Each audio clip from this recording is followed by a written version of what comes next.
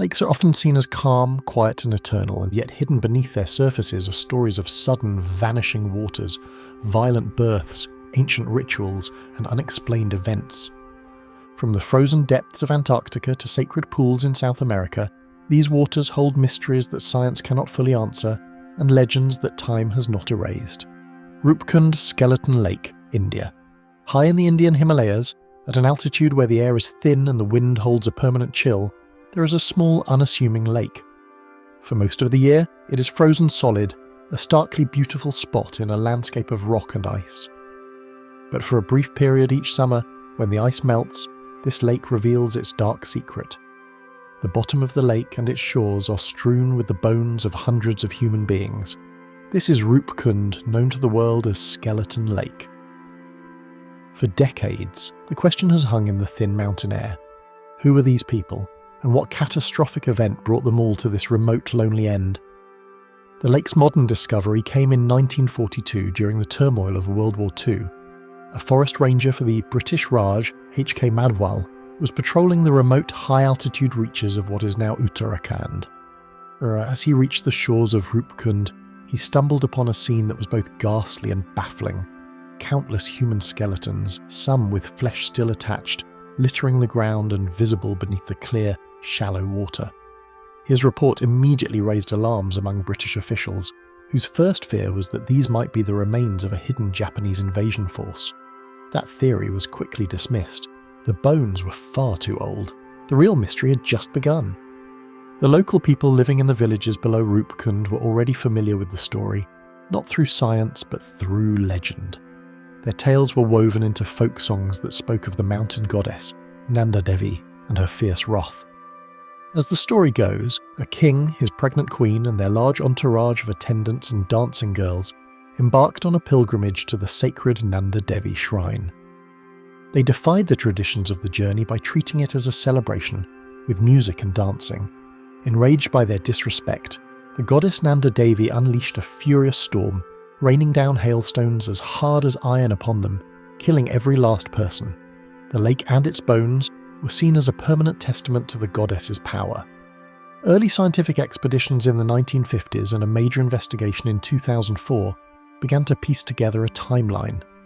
The initial theory, supported by early radiocarbon dating, suggested a single catastrophic event around 800 CE. Scientists noted that many of the skulls had unhealed compressive fractures consistent with blows from large round objects, seemingly confirming the legend of a deadly hailstorm. The victims were a mix of men and women, and artifacts found nearby, such as leather slippers, wooden parasols and shell bangles, suggested they were pilgrims, not soldiers. The case appeared for a time to be elegantly solved. However, the true complexity of Rupkund was only revealed through a technological revolution. In 2019, an international team of scientists conducted the first large-scale genomic study on 38 of the skeletons. By analysing ancient DNA, conducting new precise radiocarbon dating, and performing stable isotope analysis, which reveals dietary patterns, they arrived at a conclusion that upended everything we thought we knew. The genetic evidence showed the remains belonged to 3 distinct groups who died in 2 separate events, 1,000 years apart. The first group, 23 individuals with ancestry related to present-day South Asians, did indeed die around 800 CE, possibly in more than one event over a couple of centuries. But the second wave of death occurred much later, around 1800 CE. This group consisted of 14 individuals with ancestry shockingly similar to people from the Eastern Mediterranean, specifically modern-day Greece and Crete. A single individual, who died at the same later time, had ancestry related to Southeast Asia. The dietary evidence confirmed this split. The South Asian group had eaten a diet based on both C3 and C4 plants, while the Mediterranean group had a diet based primarily on C3 plants like wheat and barley, typical of a West Eurasian population. This new evidence shattered the simple hailstorm theory and created a deeper, more compelling mystery. While the South Asian group from 800 CE fits the pilgrim narrative, the presence of a Mediterranean group from 1800 CE raises baffling questions for which there are no clear answers. What were a group of people from the Mediterranean doing at a remote Himalayan lake just a few hundred years ago? They were not traders, as Rupkund was not on any known trade route. Were they employed as mercenaries? Were they part of a lost European expedition that history has forgotten? The genetic data provides no motive for their journey. Scientists have tried to answer all possible sources of the skeleton's genetic ancestries, but have failed to explain why the Mediterranean people were travelling to this lake. The cause of death for this later group also remains unknown. There is no evidence of a hailstorm in the region in the 1800s, and the site shows no signs of weapon-based violence. The mystery is not solved. We simply have better, more complex questions. Today, Rupkund is a victim of its own notoriety. The lake has become a popular though challenging trekking destination. This fame comes at a cost. The site is highly disturbed, with trekkers and visitors frequently handling the bones, moving them, and even taking them as souvenirs. If this continues, the skeletal remains that have survived for over 1,000 years may vanish completely, taking their untold stories with them. The lake that once guarded its secret closely now faces the risk of having its evidence lost before the full story can ever be understood. The legend of the goddess's wrath has faded, replaced by a scientific enigma that spans continents and centuries, ensuring that Rupkund remains truly a lake of skeletons and secrets. Lake Nyos, Cameroon. The morning of August 22, 1986, in a remote corner of Cameroon should have been like any other. But as the sun rose over the village of Nyos, it illuminated a scene of unimaginable silence. The bustling community of farmers and herders had been utterly stilled. The only movement was the rustle of leaves in the wind. The only sound, the distant call of a lone bird. Every person, every animal, every insect in the village was dead. They lay where they had fallen, with no signs of struggle, no visible wounds, as if a silent, invisible reaper had passed through in the night. The air carried a strange ghostly calm, and a faint unpleasant smell like rotten eggs hung in the air.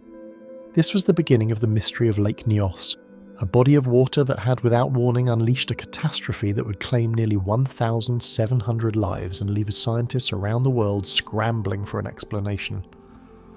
The first outsiders to stumble upon the aftermath were from the neighbouring village of Wum. They had become worried when no one from Nyos arrived at the local market. What they discovered was a nightmare. A local chief, arriving on a tractor, found his daughter and her family among the dead. He described the scene as one of profound and eerie silence, a landscape of death where life had been vibrant just hours before. The scale of the disaster was immense, affecting not just Nyos but also the nearby villages of Cha and Subum. Survivors, who'd been on the outskirts of the affected zone or on higher ground, reported feeling nauseous, weak and dizzy the previous evening. They spoke of a strange, low-lying white cloud that had rolled through the valleys, a mist that brought unconsciousness and death to anything it touched. One man returned from his fields to find his entire family of 9 lifeless in their home. The initial reports were so baffling and horrific that authorities first suspected a terrorist attack or a chemical weapons incident. As international teams of scientists and medics descended upon the region, the investigation began. They ruled out disease or a conventional poison.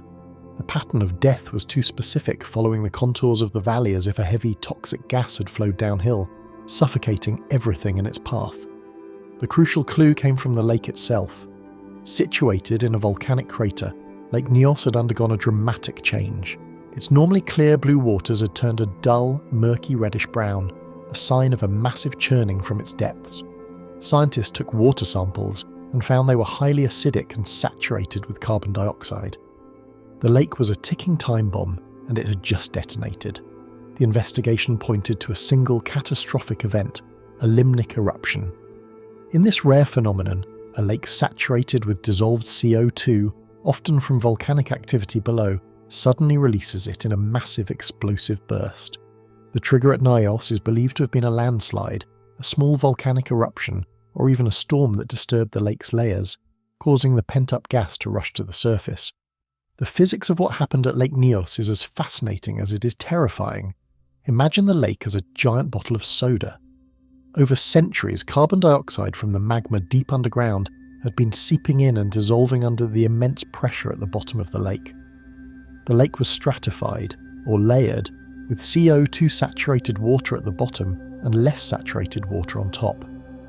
This created a stable but precarious equilibrium. On that August night, something disrupted this balance. The trigger, like shaking the soda bottle, caused the water layers to mix. The deep, gas-rich water suddenly rose to the surface where the pressure was lower. Just like when you open a soda bottle, the CO2 could no longer stay dissolved. It came out of solution in a tremendous explosion of bubbles, creating a dense cloud of colourless, odourless carbon dioxide. This cloud, heavier than air, then swept down the surrounding valleys at nearly 100 km per hour, hugging the ground and displacing the breathable air. People and animals in its path were not poisoned. They were simply asphyxiated, deprived of life-giving oxygen in a matter of minutes. The 1986 disaster revealed that Lake Nyos was not a one-off anomaly but part of an ongoing and active volcanic system. The lake continues to be recharged with CO2 from the magma below, meaning the gas levels are slowly building up again, recreating the conditions for another potential eruption. This makes the lake a permanent and significant threat to the thousands of people who have since returned to the region. The stakes are a matter of life and death on a massive scale. The tragedy at Nyos was not even the first of its kind in Cameroon. 2 years earlier, a similar but smaller limnic eruption at Lake Manoon, just 100 kilometers away, killed 37 people. The identification of these lakes as explosive highlighted a previously underestimated natural hazard. Scientists realized that other deep crater lakes in volcanic regions around the world could pose similar risks, turning a local tragedy into a global concern and an urgent call for preventative action. Despite understanding the mechanism, key questions about Lake Nyos remain. The precise trigger for the 1986 eruption is still debated. Whether it was a landslide, a small volcanic vent, or a unique weather event remains unknown. Monitoring the rate of CO2 recharge is critical, but predicting the next eruption is incredibly difficult. The lake's stability is a delicate thing, and scientists are still working to fully model the complex water dynamics and gas saturation levels that lead to a limnic eruption. Furthermore, the long-term sustainability of the degassing solution is an open question. The pipes put in place have reduced the immediate danger, but they are a mechanical system requiring maintenance and monitoring. Is this a permanent fix or a temporary measure?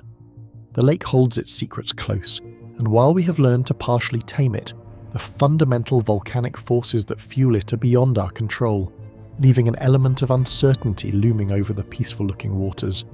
Lake Peigneur, Louisiana, USA. The landscape of southern Louisiana is normally a picture of quiet consistency, where the waters of Lake Peigneur lay serene over a landscape of solid salt and sprawling oil and gas fields. For generations, it was a place defined by its reliable, almost predictable natural resources. But just below the surface of this calm scene, a geological oddity was waiting. The lake sat directly atop a massive salt dome from which the Diamond Crystal Salt Company had been mining for decades, creating a labyrinth of tunnels and rooms deep underground. And on the morning of November 20th, 1980, the predictable world of Lake Peigneur was about to be turned inside out. On that day, a routine drilling operation was taking place on the lake. A small oil rig, operated by a Texaco-contracted team, was searching for petroleum. Their calculations and geological surveys suggested they were in a safe location, but the maps they relied on were tragically inaccurate. Far below, the salt mine's tunnels were not where the drillers believed them to be. The trigger was swift and direct.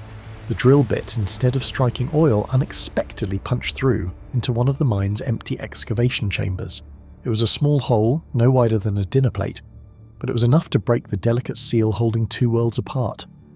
What followed was a chain reaction of almost unimaginable scale. The lake water immediately began to pour into the vast empty cavity of the salt mine. As the water flowed in, it dissolved the salt walls, rapidly widening the hole in a process that fed on itself.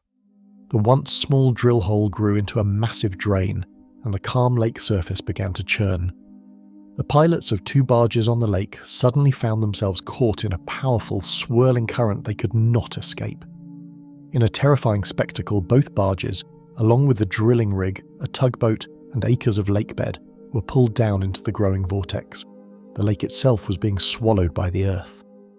As the water drained into the mine, it displaced the air below with tremendous force, causing geysers to erupt over 100 feet into the air and throwing the rig's debris back up like matchsticks. Deep underground, the situation was equally dire. The mine, designed to be dry, was flooding at an astonishing rate. Fortunately, due to the timing of the disaster and the swift actions of mine personnel, all 55 miners were able to evacuate to the surface, narrowly escaping a catastrophic loss of life. They emerged to a scene of chaos, finding their workplace collapsing into a new reality. The aftermath of the event left a dramatically altered landscape. In place of the shallow freshwater lake was a deep, briny crater. The influx of water from the Gulf of Mexico via a connecting canal had permanently changed the lake's chemistry and depth. The ecological impact was immediate, though the area would later recover and become a new kind of habitat. The accountability and lessons learned from the Lake Peigneur disaster were clear. The event was attributed to a human error in navigation and geology, a simple miscalculation with monumental consequences.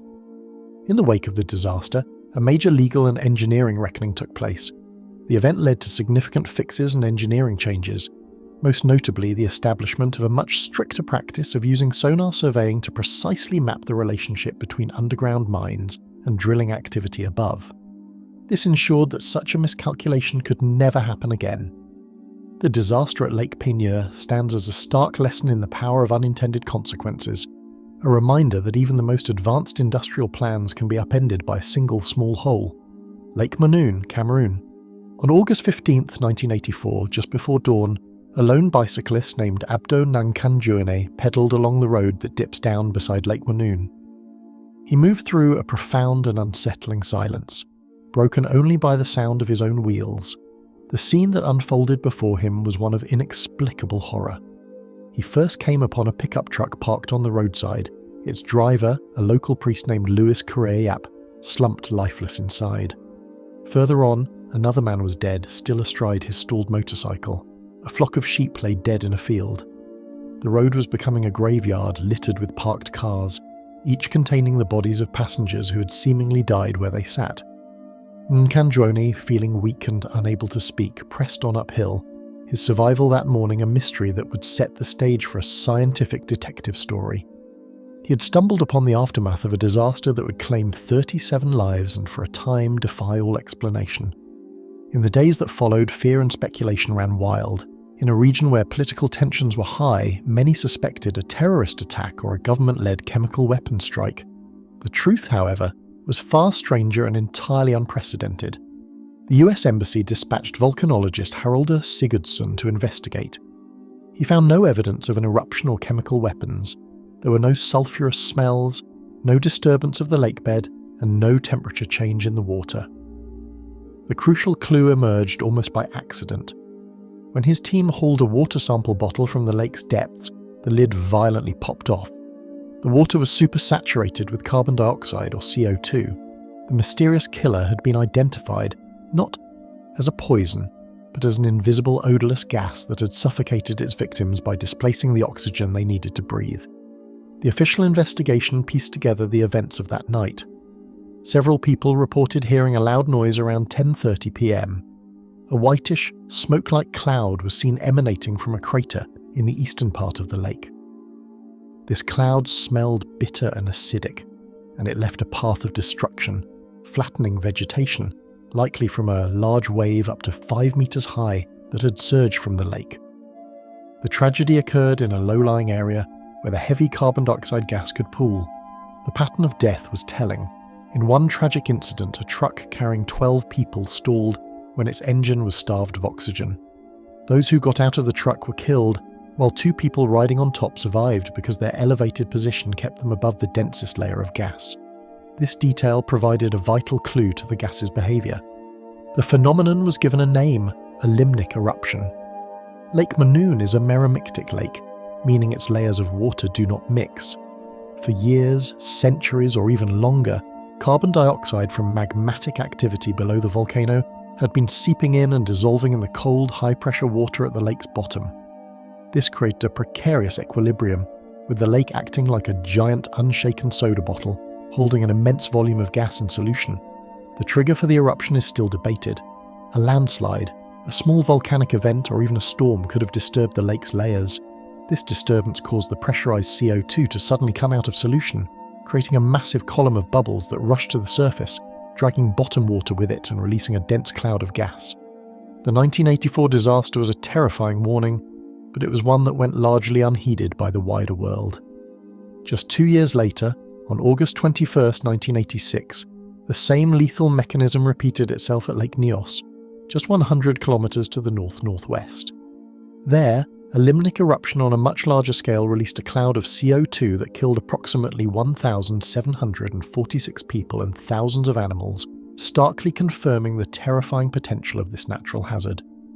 The tragedy at Nyos forced the international scientific community to recognize Lakes Manoon and Nyos as unique and active threats. The question was no longer what had happened, but how to prevent it from happening again. The solution was as ingenious as it was simple: degassing. Scientists and engineers devised a method to safely release the built-up CO2 before it could reach dangerous levels. The system, first tested in 1992 and fully installed by February 2003, involved a long pipe lowered vertically into the deepest part of the lake. Using a principle similar to lifting water in the petroleum industry, the process starts by pumping water from the bottom. As the water rises, the pressure decreases, allowing the dissolved CO2 to form bubbles. These bubbles create buoyancy, which pulls up more water, establishing a self-sustaining fountain that vents the gas harmlessly into the atmosphere at the surface. The initial pipe at Lake Manoon, made of high-density polyethylene, produced an 8-meter high fountain of water and gas from a depth of 73 meters. Maintaining safety, however, is an ongoing battle. A study in 2005 found that a single pipe was not removing gas quickly enough to outpace the natural inflow of CO2 from the lake bottom. It was recommended to add more pipes to increase capacity.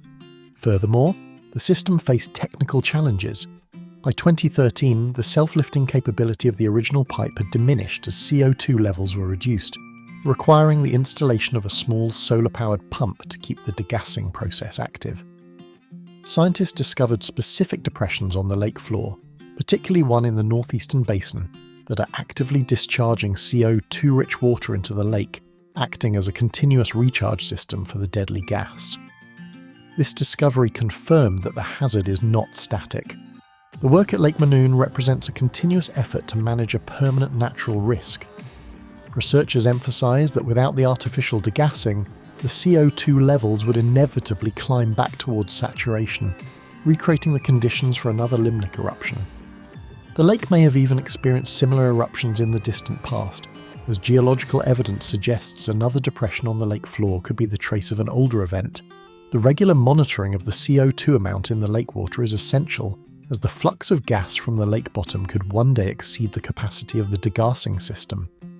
The peaceful appearance of Lake Manoon today belies the volatile forces at work in its depths, a reminder that the silent threat required not just a one-time fix, but a lasting commitment to scientific vigilance. Anjikuni Lake Vanished Village, Nunavut, Canada. The legend began not with a loud explosion, but with a profound and unsettling silence. It is a story that has been told and retold for decades, a chilling tale from the remote Canadian Arctic. As the narrative goes, a fur trapper, familiar with the harsh landscape, once approached a small Inuit village on the shores of Lake Anjikuni. He expected to be greeted by the familiar sounds of community life, the crackle of fires, the chatter of families, the barking of sled dogs. Instead, he found only an eerie quiet. The village was completely abandoned. Teepees and huts stood intact, with personal belongings left behind, as if the owners had just stepped out. Food was left cooking over cold fires, and rifles, essential for survival in the wilderness, were leaning against tents. Most mysteriously of all, it was said that the graves in the village cemetery had been opened and emptied. The trapper reported this baffling scene to the Royal Canadian Mounted Police, who supposedly investigated and confirmed the facts but could offer no solution. An entire community of people had seemingly vanished into the thin, cold air without a trace. This story of the vanished village of Anjikuni Lake was popularized and cemented in the public imagination by a writer named Frank Edwards in his 1959 book Stranger Than Science. Edwards's dramatic account, which included the haunting detail of the empty graves, presented the story as a genuine unsolved mystery.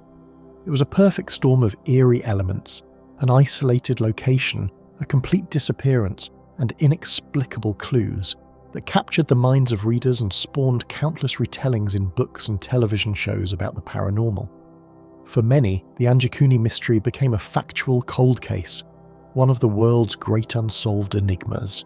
However, when this compelling legend is placed against the official ledger of historical records, a very different picture emerges. The Royal Canadian Mounted Police, the very organisation often cited as having investigated the case, explicitly states that the story is not true. On their official website, they list the Anjikuni disappearance under interesting facts and urban legends, clearly categorising it as a fictional story that has been mistaken for reality. They confirm that no such investigation ever took place in their archives, or in the recorded history of their detachments in the Nunavut region. A review of patrol reports, census data, and other official documents from the era shows no evidence of a missing village, a large-scale investigation, or any communication about such a bizarre incident occurring at Lake Anjikuni. The RCMP, known for its meticulous record-keeping, has no case file on the event because according to them it never happened. So, how did such a detailed and persistent legend come to be? The most plausible explanation lies in the art of storytelling and the misunderstanding of nomadic life. The core of the tale can be traced back to a series of sensationalized newspaper articles from the 1930s, predating Frank Edwards' book. Journalists of the era, particularly those like Emmett E. Kelleher, were known to embellish stories from the north to sell newspapers to a southern audience fascinated by the mysterious Arctic. The image of an empty campsite, a normal occurrence as Inuit families moved with the seasons and game, could have been the tiny seed from which this giant myth grew. The empty graves, a particularly macabre detail, could be explained by scavenging animals, a common and tragic reality in the wilderness. The legend is a patchwork of misunderstood normal events, creative writing, and the natural human tendency to fill the empty spaces on the map with frightening and fascinating stories. The story spread for powerful psychological and cultural reasons. It emerged during a time when the Canadian North was a vast, unknown, and intimidating place for most people living in southern cities. It was a blank space on the map, and stories like this one thrive in such environments of mystery. The tale taps into a deep primal fear, the fear of the unknown, the fear of being alone in the wilderness, and the chilling idea that an entire community can be silently erased. It also fits the pattern of a classic urban legend, a modern genre of folklore that often consists of fictional stories rooted in local history and popular culture, told as if they are true. The story has all the key ingredients: a remote setting, an inexplicable event, and an official-looking authority like the Mounties to lend it a false sense of credibility. Ultimately, the enduring power of the Anjikuni story doesn't tell us about a mysterious event in the north. It reveals something profound about us. It shows our need for mystery, our desire for stories that defy the mundane explanations of the modern world. We are drawn to narratives that suggest there are still things beyond our understanding, even if those things are frightening. Furthermore, the legend reflects a certain cultural mindset. It often portrays the Inuit people as a monolithic, mysterious group, prone to vanishing rather than as a resilient culture with a deep understanding of their environment. The story ignores their actual history of adaptation and survival and replaces it with a supernatural mystery, turning a people and their homeland into a mere backdrop for a scary story. The real mystery is not what happened to a village that never existed, but why we are so willing to believe in its disappearance and what that says about our own relationship with the unknown. Lake Toplitz, Austria. In the deep dark waters of an Austrian alpine lake, a secret from the darkest days of World War II settled into the silty bottom. Lake Toplitz, surrounded by dense forest and steep cliffs, is a place of eerie beauty and profound silence. Its waters are notoriously treacherous. Submerged tree trunks like a ghost forest stand ready to snag any intruder. For years after the war, this inaccessibility fueled wild rumours. Locals whispered that the Nazis had hidden something in the lake, a final desperate act to conceal the evidence of a crumbling regime. These stories spoke of vast treasure, of gold and priceless art sunk forever beyond reach. For decades it was just a legend, a compelling ghost story tied to a remote and foreboding lake. But the truth, when it finally began to surface, was in some ways even more startling than the fiction. It was not a story of gold, but of paper, a paper weapon designed to wage economic war and collapse an enemy's economy. The first real clues emerged in the years immediately following the war, when several crates were indeed pulled from the lake. Inside, investigators made a stunning discovery: millions of pounds sterling. But this was not stolen treasure, it was counterfeit. The operation was codenamed Operation Bernhard, and it was one of the largest counterfeiting schemes in history. Orchestrated by the SS, the plan was audacious: flood Britain with such a volume of fake banknotes that their economy would be plunged into chaos. The Nazis scoured concentration camps for printers, engravers and bankers, forcing them into a cruel, specialised labour unit. These prisoners, working under the constant threat of death, perfected the art of forgery. They replicated the British pound note with such precision that they are considered some of the most perfect counterfeits ever produced. The operation was a monstrous success, producing hundreds of millions of pounds, which were used to fund German intelligence operations and to purchase vital war materials on the international black market. As the Allied forces closed in, the SS faced a desperate problem: what to do with the evidence.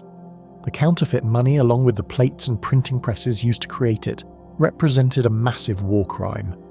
The decision was made to load the incriminating equipment into crates and dump it all into the one place they believed it would never be found: the deep, cold waters of Lake Toplitz. The lake became a filing cabinet for the Nazis' most sensitive secrets.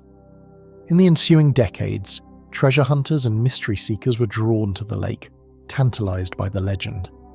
Their missions were fraught with danger, not just from the labyrinth of sunken logs, but from the very real explosives the SS had also supposedly dumped into the lake to guard their secret. Early salvage operations were perilous and only partially successful, pulling up a few boxes of fake money but leaving the core of the legend intact. The lake guarded its secrets well, allowing only glimpses that fed the myth of a vast, unrecovered fortune. The official records, particularly those from the Bank of England, tell a more complex story. While the counterfeit pounds were a formidable weapon, the sheer scale of the Nazi operation was not fully understood until the lake began to yield its evidence. The bank was forced to acknowledge the sophistication of the forgeries. In response, after the war, they demonetised all existing pound notes and issued an entirely new series, a drastic and costly measure to ensure the Bernhard forgeries became worthless. This official action, documented in ledgers and government reports, stands in stark contrast to the legendary treasure. The real value was not in the paper itself, but in the historical truth it represented. The lake was not a gold-filled vault, but a crime scene, preserving the evidence of an economic atrocity. Modern investigations, using advanced technology like remotely operated vehicles and side-scan sonar, have systematically mapped the lake bed, confirming the presence of more crates and debris, but largely putting to rest the idea of a sunken fortune in bullion. The story of Lake Toplitz spread for powerful reasons. It combines the compelling elements of a classic thriller: Nazi secrets, a remote and perilous location, and the tantalizing promise of hidden treasure. The legend persisted because a small part of it was true, and that truth was more than enough to fuel the imagination. The real revelation of Lake Toplitz is not about what was found, but why the story continues to captivate us. It reveals our fascination with the unfinished business of history, the belief that the past has not yet fully surrendered all its secrets. It shows how a single verified fact can blossom into an entire mythology, and how a place can become permanently stained by the dark events that touched it. The water in Lake Toplitz is clear, but the history it holds is anything but transparent, a murky blend of verified history and enduring legend that continues to draw those seeking to separate one from the other. Lake Bodom murders, Finland, 1960. The peace of a Finnish summer night is a fragile thing. On the shores of Lake Bodom in Espoo, just before dawn on June 5th, 1960, that peace was shattered in a way that would scar a nation for decades. What began as an idyllic camping trip for 4 teenagers ended in a scene of such brutality that it would become Finland's most infamous unsolved homicide. The Lake Bodom murders are a story of a perfect crime scene, a mystery with no clear answers, and a puzzle box of competing theories that has fascinated and horrified the public for over half a century.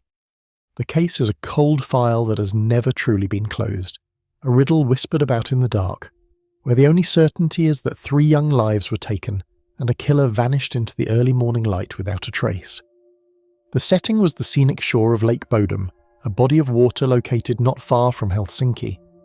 The date was Sunday, June 5th, 1960. The victims were 4 teenagers enjoying a weekend camping trip. 2 15-year-old girls, Mila Irmeli Bjorklund and Anja Tulikimäki, and their 18-year-old boyfriends, Seppo Antero Boisman and Nils Wilhelm Gustafsson. They had set up their tent on the lake's shore near Oitar Manor on Saturday, June 4th, expecting a night of youthful camaraderie. Sometime between 4 a.m. and 6 a.m. the following morning, an unknown assailant descended upon their campsite. The attacker did not enter the tent, but instead struck from the outside using a knife and an unidentified blunt instrument, possibly a rock, to stab and bludgeon the 3 teenagers to death as they slept. The murder weapons were never found. The sequence of events, pieced together from the survivor's account and other witnesses, paints a haunting picture. Inside the tent, Maki, Bjorklund and Boisman were slain. The only survivor, Nils Gustafsson, then aged 18, was found outside the tent. He had suffered broken facial bones and multiple stab wounds. Gustafsson stated afterwards that his last memory was a glimpse of an attacker clothed in black, with bright red eyes coming for them. At around 6 a.m, a group of boys who were bird-watching some distance away reported seeing the tent collapse and a blonde man walking away from the site. The gruesome scene was discovered around 5 hours later at approximately 11 a.m. by a carpenter named Esko Oiva Johansson, who immediately alerted the police. The crime scene was both revealing and deeply puzzling. The killer had taken several items, including the keys to the victims' motorcycles, which were left behind. Some of the missing clothing, including Gustafsson's shoes, were later found partially hidden about 500 meters from the murder site.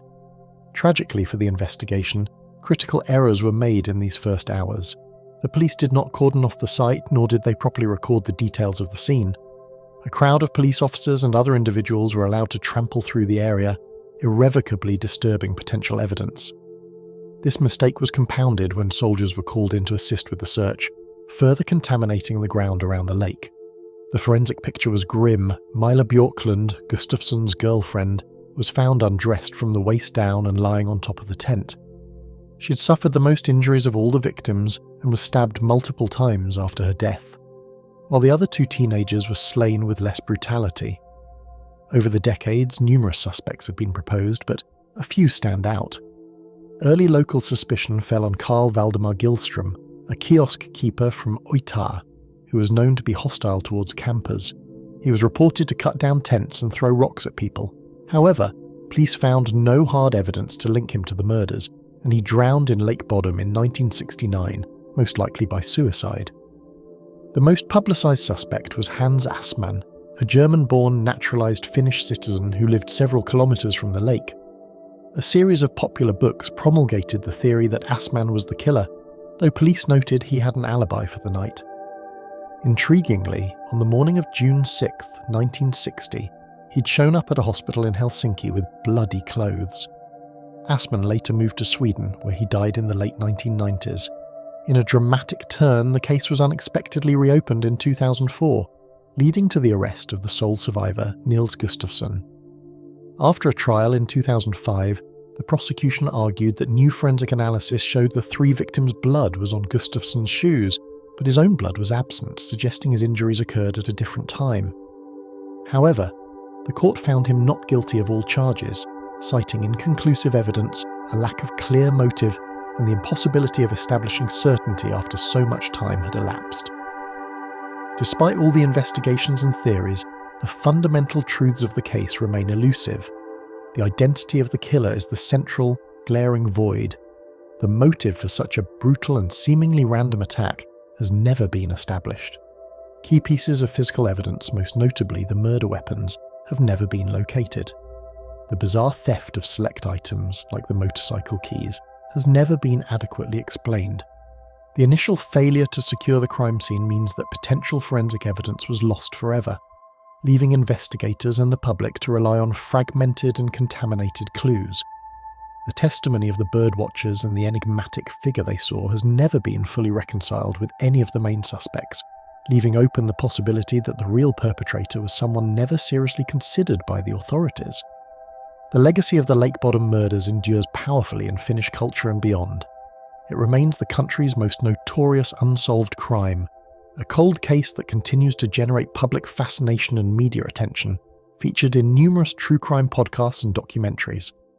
The case has also seeped into popular culture, most notably inspiring the name of the Finnish melodic death metal band Children of Bodom. A fictionalized horror film, Lake Bodom, was also produced in 2016, using the murders as a jumping-off point for a slasher narrative. For the families of the victims and for Finnish society as a whole, the case is a permanent open wound. The peaceful waters of Lake Bodom itself are forever shadowed by the tragedy, a beautiful landscape that serves as a silent memorial to a mystery that may never be solved. Northwest Flight 2501, Lake Michigan, 1950. On a stormy night over Lake Michigan in 1950, a passenger airliner with 58 people on board vanished without a trace. This is the case of Northwest Orient Airlines Flight 2501. The evening of Friday, June 23, 1950, was warm and pleasant in New York City as passengers boarded Northwest Orient Airlines Flight 2501, a 4-engine Douglas DC-4 airliner bound for Seattle with a scheduled stop in Minneapolis. The aircraft, tail number N95425, was a sturdy propeller-driven plane, a converted military C-54 built in 1943 that had logged over 15,900 hours in the air. At the controls was 35-year-old Captain Robert C. Lind, an experienced pilot who had flown for Northwest since 1941 and was well prepared for the journey. He was joined by 35-year-old co-pilot Vern F. Wolfe and 25-year-old stewardess Bonnie Ann Feldman, who was responsible for the 55 passengers in the cabin, 27 women, 22 men, and 6 children. The flight lifted off from LaGuardia Airport on time at 7:30 p.m. Eastern Standard Time. The initial part of the journey was uneventful. As the plane travelled west, however, Captain Lind grew concerned about reports of thunderstorms over the Midwest. He first requested a cruise at 4,000 feet as he neared Cleveland, a request that was approved by air traffic control. Later, as turbulence worsened, he was instructed to descend further to 3,500 feet to ensure safe separation from another eastbound flight at 5,000 feet that was itself struggling with severe turbulence over Lake Michigan. At 11:51 p.m. EST, Flight 2501 reported it was over Battle Creek, Michigan, at 3,500 feet and estimated it would reach Milwaukee in 46 minutes. This placed the aircraft on the doorstep of Lake Michigan, heading into a raging squall line. The final, fateful communication occurred at 12:13 a.m. EST on June 24th. When the DC-4 was in the vicinity of Benton Harbor, Michigan, Captain Lind contacted the Air Route Traffic Control Center in Chicago and requested permission to descend to 2,500 feet. He did not state a specific reason for his request. Due to other traffic at the lower altitude, air traffic control denied the descent. Acknowledgement of the denial was received at 12:15 a.m., and that was the last communication ever received from Flight 2501. On the other side of the lake, the radio tower at Mitchell Field in Milwaukee tried to contact the flight as it became overdue, but their calls into the storm produced no reply. By dawn, it was clear the plane had gone down. An intensive search and rescue operation was launched, involving the US Navy, the US Coast Guard, and state police from Illinois, Michigan, Wisconsin, and Indiana. The initial search focused on the Wisconsin side of the lake near Milwaukee, but the real story was on the Michigan side. A commercial fisherman encountered a large field of floating debris off South Haven, Michigan. Soon, Coast Guard cutters like the Woodbine and the Mackinac were recovering grim evidence, an oil slick, aircraft debris, and human remains. The debris field included seat cushions, cabin lining, luggage, a fuel tank float, and clothing. Tragically, no large pieces of the plane and no complete bodies were ever found. Searchers recovered only body fragments. The beaches between Benton Harbor and South Haven were closed for days as more remains washed ashore. Witnesses on the shore that night reported unsettling accounts. One woman in South Haven recalled hearing the roar of a struggling aircraft twice, with the second instance being lower and louder, followed by a bang so violent it shook her home despite being a quarter-mile from the lake. Other witnesses reported hearing engine sputtering noises and seeing a flash of light around the time of the last radio transmission. The official investigation by the Civil Aeronautics Board, CAB, could not establish a definitive cause for the accident. The final report, issued in January 1951, concluded with the stark statement that there was insufficient evidence upon which to make a determination of probable cause. The board noted that the crew knew about the thunderstorm activity, but had not been given a specific forecast describing the development and location of a squall line that had been issued 100 minutes before the accident. With the main wreckage lost deep in the lake, the mystery was frozen in time. For decades, the crash was largely forgotten, overshadowed by the outbreak of the Korean War just a day later. That changed in 2004 when the Michigan Shipwreck Research Association (MSRA), spurred by maritime historian Valerie Van Heist, began a dedicated search for the wreckage. They were soon joined by famed author and explorer Clive Cussler and his National Underwater Marine Agency, NUMA. For 20 years, the team conducted a massive grid-style sonar search, covering nearly 700 square miles of Lake Bottom. While they never found Flight 2501, the search uncovered 14 previously unknown shipwrecks. In 2024, on the 75th anniversary of the crash, the search was officially suspended. The team concluded that the aircraft likely shattered upon impact, and the fragments have since sunk deep into the soft, mucky bottom of Lake Michigan, becoming permanently undetectable by sonar. The legacy of Flight 2501 is not just one of mystery, but also of remembrance. Van Heest's research revealed that the recovered human remains had been buried in unmarked mass graves without the knowledge of the victims' families. One such grave was located in Riverview Cemetery in St. Joseph, Michigan, and another was discovered later in Lakeview Cemetery in South Haven. Through her efforts, memorial ceremonies were held and black granite markers were placed at both sites, finally giving the 58 souls a dignified resting place and ensuring their names would not be forgotten. Lake Baikal Ice Rings, Russia. They first appeared in satellite images like silent scars across the frozen expanse, perfect shimmering rings several kilometers in diameter, etched upon Lake Baikal's ice. These are not holes or cracks, but vast circles of thinner, darker ice, surrounded by brighter, solid sheet. For decades, scientists and curious minds have puzzled over their origin. The region where the rings tend to arise is the southern end of Baikal, though not exclusively. Between 1974 and 2014, researchers catalogued some 45 such rings on Baikal alone. In spring, when ice begins its seasonal transition, these concentric forms emerge, sometimes up to 5 to 7 kilometers across. But when viewed from the ground beneath that ice, the world is entirely different. The rings correspond to eddies, warm, swirling currents of water under the surface, churning beneath the frozen shell. These eddies are lens-shaped, convex in profile, and carry slightly warmer water than their surroundings. Imagine a circular swirl of warmer flow that rubs against the underside of ice. The edges of that swirl melt ice more readily, so the ring's boundary is thinner, darker, more transparent. Inside that ring, ice remains thicker and whiter. Over time, that contrast becomes stark, a ghostly frame on the surface. One spring in 2009, astronauts aboard the International Space Station took images of 2 such rings, perfect circles visible from orbit. Their clean geometry caught the scientific world's attention. That moment marked the ring's shift from oddity to serious object of study. Researchers then scoured archival satellite data, Landsat, MODIS, historic images across decades. They mapped the spatial distribution, size, recurrence, seasonal timing. Many of the rings recurred in the same general location, especially off the Nizhne Izgolovia Cape, where underwater geography seems favourable to trapping eddies. Field expeditions over several springs in 2010-2015 paired hydrographic surveys beneath known ring sites with ice observations above. They deployed sensors under the ice to detect temperature, flow, water density. Those underwater measurements consistently revealed warmer lens-shaped eddies directly below where a ring formed. Still, some mysteries remain.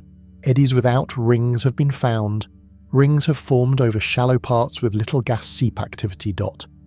Some scientists once proposed methane seeps from the lake bed or hydrothermal pulses as causes, but those explanations struggle in deeper or less geothermally active zones.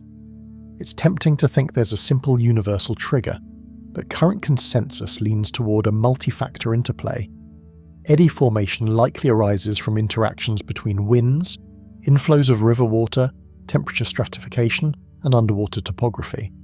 Because Baikal lies in a rift zone, Its bottom is complex. Faults, ridges, thermal gradients. That complexity may seed or steer eddies. In one ring in April 2020, hydrographic profiles showed a lens eddy directly under the ring, confirming the pattern in recent years. But here's the strange part. In some seasons, a detected eddy does not manifest as a visible ring, or a ring appears over an area where underwater temperature contrast is weak. That mismatch suggests that ice conditions, the thickness, uniformity, presence of cracks or impurities, play a decisive role in whether a ring shows up. The rings seem tightly bound to spring transitions, when ice begins to thin, melt, weaken. The ice cover then is more sensitive to thermal perturbations beneath. In some cases, thin ice alone can evolve ring patterns through self-organization of melting dynamics, even without significant eddy activity. Alternate hypotheses once floated include biological effects, atmospheric pressure pulses, or even alien influence. But the weight of data from water profiles, ring inventories, and physics leans hard toward hydrothermal flows and warm under-ice eddies. To visualize, picture yourself beneath a clear ice slab. You peer upward and see overhead a perfect circle of brightness change. Beneath, a column of swirling water warmer than surroundings, gradually melting the undersurface outward in a ring. Over days, that outer boundary spreads, shapes, fades. The lake remains quiet, the ring a transient mask. As Baikal's ice cover breaks up in late spring, many rings vanish or distort. Some persist until when the ice weakens entirely. Their ephemeral lifespan makes tracking harder. What's certain? These rings are not random art, but windows into hidden hydraulics beneath massive ice sheets. Hidden force lines, thermal fluctuations, underwater currents that betray themselves overhead. The challenge remains: fully predict which eddy will birth a ring under exactly what ice conditions, and across which parts of Baikal those rules hold and where they don't. Crater Lake's Old Man of the Lake, Oregon, USA. They call him the Old Man, but he's no ancient fisherman or wandering spirit. He is in fact a simple log, yet one that has baffled scientists, rangers and visitors for more than a century. This is Crater Lake's Old Man of the Lake, a floating tree stump that refuses to lie flat. Crater Lake lies in southern Oregon, in the vast caldera left behind after Mount Mazama's collapse. In its deep blue waters, life is sparse, but the Old Man is a startling exception, a vertical 30-foot log, part submerged, part exposed, drifting slowly across the lake's surface.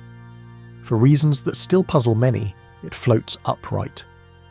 The first recorded sighting dates to 1896, when geologist Joseph S. Diller observed a tall stump near Wizard Island, and later noted it had shifted position from where he'd seen it months before. Diller described a log that looked rooted, but which in truth was free to wander. In his 1902 geological survey, he mentioned that the log had likely slipped into the lake via a landslide, and that he had once tied it to a wire and dragged it, proving it could move. Over the decades, the Old Man became a travelling curiosity. In 1938, park naturalist Johnny Durr and ranger Wayne Karchner tracked it systematically between July and September. In that period, they recorded 84 separate positions. The stump had moved a minimum of 62.1 miles in straight-line segments, with a single day's movement reaching 3.8 miles. It seemed to obey wind, currents, or hidden underwater flows. Observers measured that a few feet of the log poke above water, about 4 feet, while the rest plunges tens of feet beneath. At the waterline, its trunk spans roughly 2 feet in diameter. The submerged portion is often cloaked in moss and aquatic life. Tiny insects, algae, even spiders may cling to it above water, ants crossing its bleached top surface. One long-standing question: how does it maintain its upright orientation? One theory holds that when the stump plunged into the lake, rocks became lodged in its root base, making it bottom-heavy. That grounding weight would help it stay upright. Over time, the rocks might have dislodged or sunk, but the part of the log below water could become waterlogged and denser, while the top part remains dry, light, and buoyant, like a candle wick, helping maintain balance. Another piece of the puzzle is Crater Lake's water itself. It is cold, clean, and clear, with low decay and decomposition rates. The purity slows rotting. Some believe that the extremely stable conditions, few nutrients, and minimal wave action preserve the log in a state of equilibrium. This might explain why the Old Man persists where other logs would sink or decay. In 1988, the lake's mystery flirted with the supernatural. Scientists brought in a small submarine to explore the lake's depths, and concerned that the floating log could interfere, they tied the old man to the eastern shore of Wizard Island. Almost immediately, weather turned harsh. Storms, clouds, even snow broke out. Alarmed, they untied it, and the skies reportedly cleared soon after. Locals and park lore tell that the old man controls the weather, though researchers regard that story with skepticism. Over the years, boat captains and park rangers treat the old man as a navigational hazard. Because it can appear in unexpected places, vessels often radio one another to avoid collisions. In earlier decades, rangers would allow demonstrations, standing or walking on the top stump as a tour stunt, but that practice has largely been discontinued for safety. Biologists have dived near the log. Beneath the surface, they found moss clinging to it, insect larvae, and a thin ecosystem of life that survives on its submerged trunk. Yet the portion above water remains surprisingly free of heavy plant growth, its bleached surface showing the wear of sun and wind. Researchers have carbon-dated fragments that naturally broke off. Some samples suggest the log is at least 450 years old, possibly more. That places the tree's growth centuries before it entered the water. The log's path is unpredictable.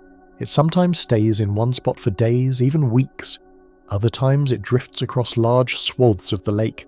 Its pattern reveals hidden currents, wind effects, and the lake's own microhydrology.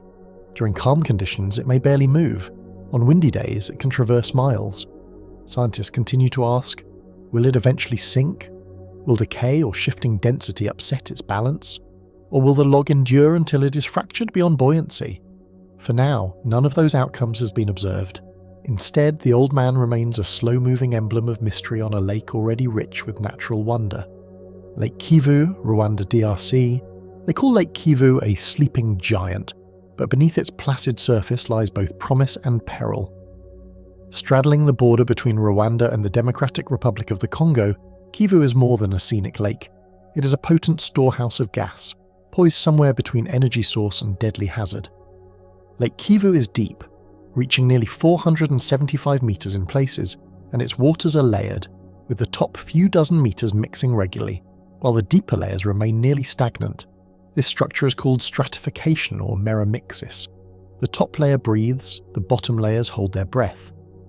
In the dark depths, pressure and chemistry allow carbon dioxide and methane to accumulate, trapped under heavy weight suppressed by the overlying water. Volcanic faults below the lake feed hot springs that inject carbon dioxide into the water. Microbes in the deep water convert part of that CO2 into methane. Over centuries, this has built up vast reservoirs of dissolved gas that wants to escape but is held back by the pressures above. Today, scientists estimate the lake contains some 72 cubic miles of CO2 and roughly 14 cubic miles of methane in its lower strata. To understand Kivu, it helps to remember the fate of Lake Nyos in Cameroon, which erupted in 1986, releasing a lethal cloud of CO2 that killed nearly 1,700 people. Kivu holds far more gas, and many more lives are at stake. The risk of a sudden limnic eruption, a catastrophic degassing event, is real. The trigger could come from below or above. A volcanic tremor, seismic activity, or even human interference might disturb the delicate balance.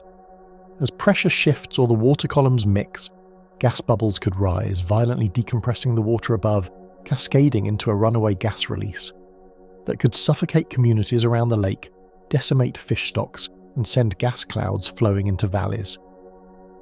But here is where the paradox lies. The very gas that terrifies also holds hope. Rwanda, for decades plagued by energy scarcity, sees in Lake Kivu a potential lifeline. Around 2015, the Kivu Watt project launched to extract methane from the deep lake, piping it ashore to generate electricity. The idea: slowly relieve the pressure, turning danger into resource. In practice, it's delicate work. Methane is separated and cleaned, then burned to fuel power plants. Carbon dioxide is pumped back into depth layers to maintain stability. The goal is not to test fate, but to manage it. Engineers hope that by removing methane gradually, they can reduce the lake's gas load and lower the risk of an improbable disaster. Every cubic meter drawn out is a cubic meter less waiting to erupt. Yet critics warn that the process itself may disturb the balance. Pull too much gas too fast, and convection or vertical currents could shift. The mixing might mobilize gas rather than contain it. It's a fine line. Too little extraction, and risk remains high, too aggressive, and you may trigger the very event you want to avoid. The area is not geologically quiet. Volcanoes and earthquakes continue to shape the region. In 2021, Mount Nyiragongo erupted, sending lava flows and tremors across the lake's northern segments. Engineers watched anxiously. Could that magma intrusion upset the gas stratification? Could fissures open or hot water seep in, heating layers and destabilizing the gas? The region's volcanic activity remains a constant variable. Historic records suggest Kivu has vented before. Sediment cores show brown layers, organic deposits, suggesting past degassing events perhaps every 1,000 years. During some dry periods, lake levels dropped, pressures shifted, and gas may have burst upward. These ancient signatures tell us that Kivu's calm is not eternal. Communities around its shores are dense. More than 2 million people live in the lake's basin, relying on fishing, farming, drinking water. In towns like Goma and Gisenyi, life pulses with commerce and daily routine. They share the beauty of Kivu, sunrises, islands, reflection, but also the invisible risk beneath. There are also Mazuku, Swahili for evil winds, small pockets of carbon dioxide or volcanic gases that seep from fissures near the lakeshore or in valleys. These heavier-than-air gases can hug the ground, suffocating in low spots where air doesn't circulate well. Villagers sometimes avoid depressions near the lake for exactly that reason. Scientists monitor Kivu closely. They chart gas concentrations, temperature gradients, seismic activity, and water chemistry. Detecting subtle shifts is essential. A change in methane saturation, a warming deep layer, or a seismic pulse could raise red flags. Models forecast thresholds, but uncertainty is always present. Some experts argue that Kivu's size makes degassing projects prohibitively expensive. The volume of gas is vast. Engineering must ensure that removal does not disrupt the water layers. The costs are high, the margins narrow, yet the stakes are enormous. Success could bring energy independence, failure could trigger disaster. In villages along the shore, fishermen cast nets at dawn. Their boats float over water rich with latent power and threat. They may hear the hum of methane plants, see rigs extracting gas, pipelines leading to onshore plants. For them, the lake is not a distant science experiment. It is their backyard, their source of food, their ever-present companion. Some communities remain skeptical. They worry that degassing could stir hidden currents or microtremors. They fear that the work might awaken what lies silent now. Others welcome the project. New electricity means new opportunity. In meeting halls, you hear both hope and caution. How to balance risk and reward when the margin is so fine. In recent years, gas extraction in Lake Kivu has ramped modestly, and new facilities are planned. Rwanda's leadership emphasizes energy security, climate consideration, and safety protocols. Yet boundaries remain fuzzy. At what point does economic ambition cross into ecological recklessness? Meanwhile, models simulate worst-case scenarios. What if a massive tremor shatters the stratification? What if concentration of gas crosses saturation thresholds? Could waves or tsunamis ripple across the lake as gas violently escapes? And beyond the lake, could a toxic cloud drift across land, suffocating populations, crippling ecosystems? For now, Kivu holds its breath, and humanity holds its attention. The dance between depth and surface, pressure and release, ambition and caution plays out silently beneath its mirror-like face. The lake is not passive, it is a reservoir of force, waiting, always waiting. Lake Vostok, Antarctica. Under nearly 4 kilometers of ice lies a lake unseen by sunlight, untouched by wind and hidden from every eye. This is Lake Vostok, Antarctica's most mysterious subglacial world. Beneath the thick glacial shell, water persists in a realm of darkness and pressure, a hidden ocean beneath ice. Lake Vostok is enormous. It stretches about 240 kilometers long and up to 50 kilometers wide, comparable in surface area to Lake Ontario. Its average depth is estimated around 400–500 meters, with parts plunging deeper. Its volume may exceed 5,400 cubic kilometers of water. The lake's surface lies roughly 500 meters below sea level, buried beneath roughly 3,500 to 4,000 meters of ice. The idea that water might flow beneath ice sheets was proposed more than a century ago, but Lake Vostok's presence was confirmed only in the 1990s. Russian scientists using seismic surveys in the 1950s and 1960s first hinted at anomalies under East Antarctica. Later, British and Russian teams employed ice-penetrating radar and satellite altimetry to map an irregular depression beneath the ice, gathering evidence of a vast body of liquid water. In 1996, the lake's existence was published in Nature and accepted by the scientific world. Despite its discovery, Lake Vostok remained inaccessible.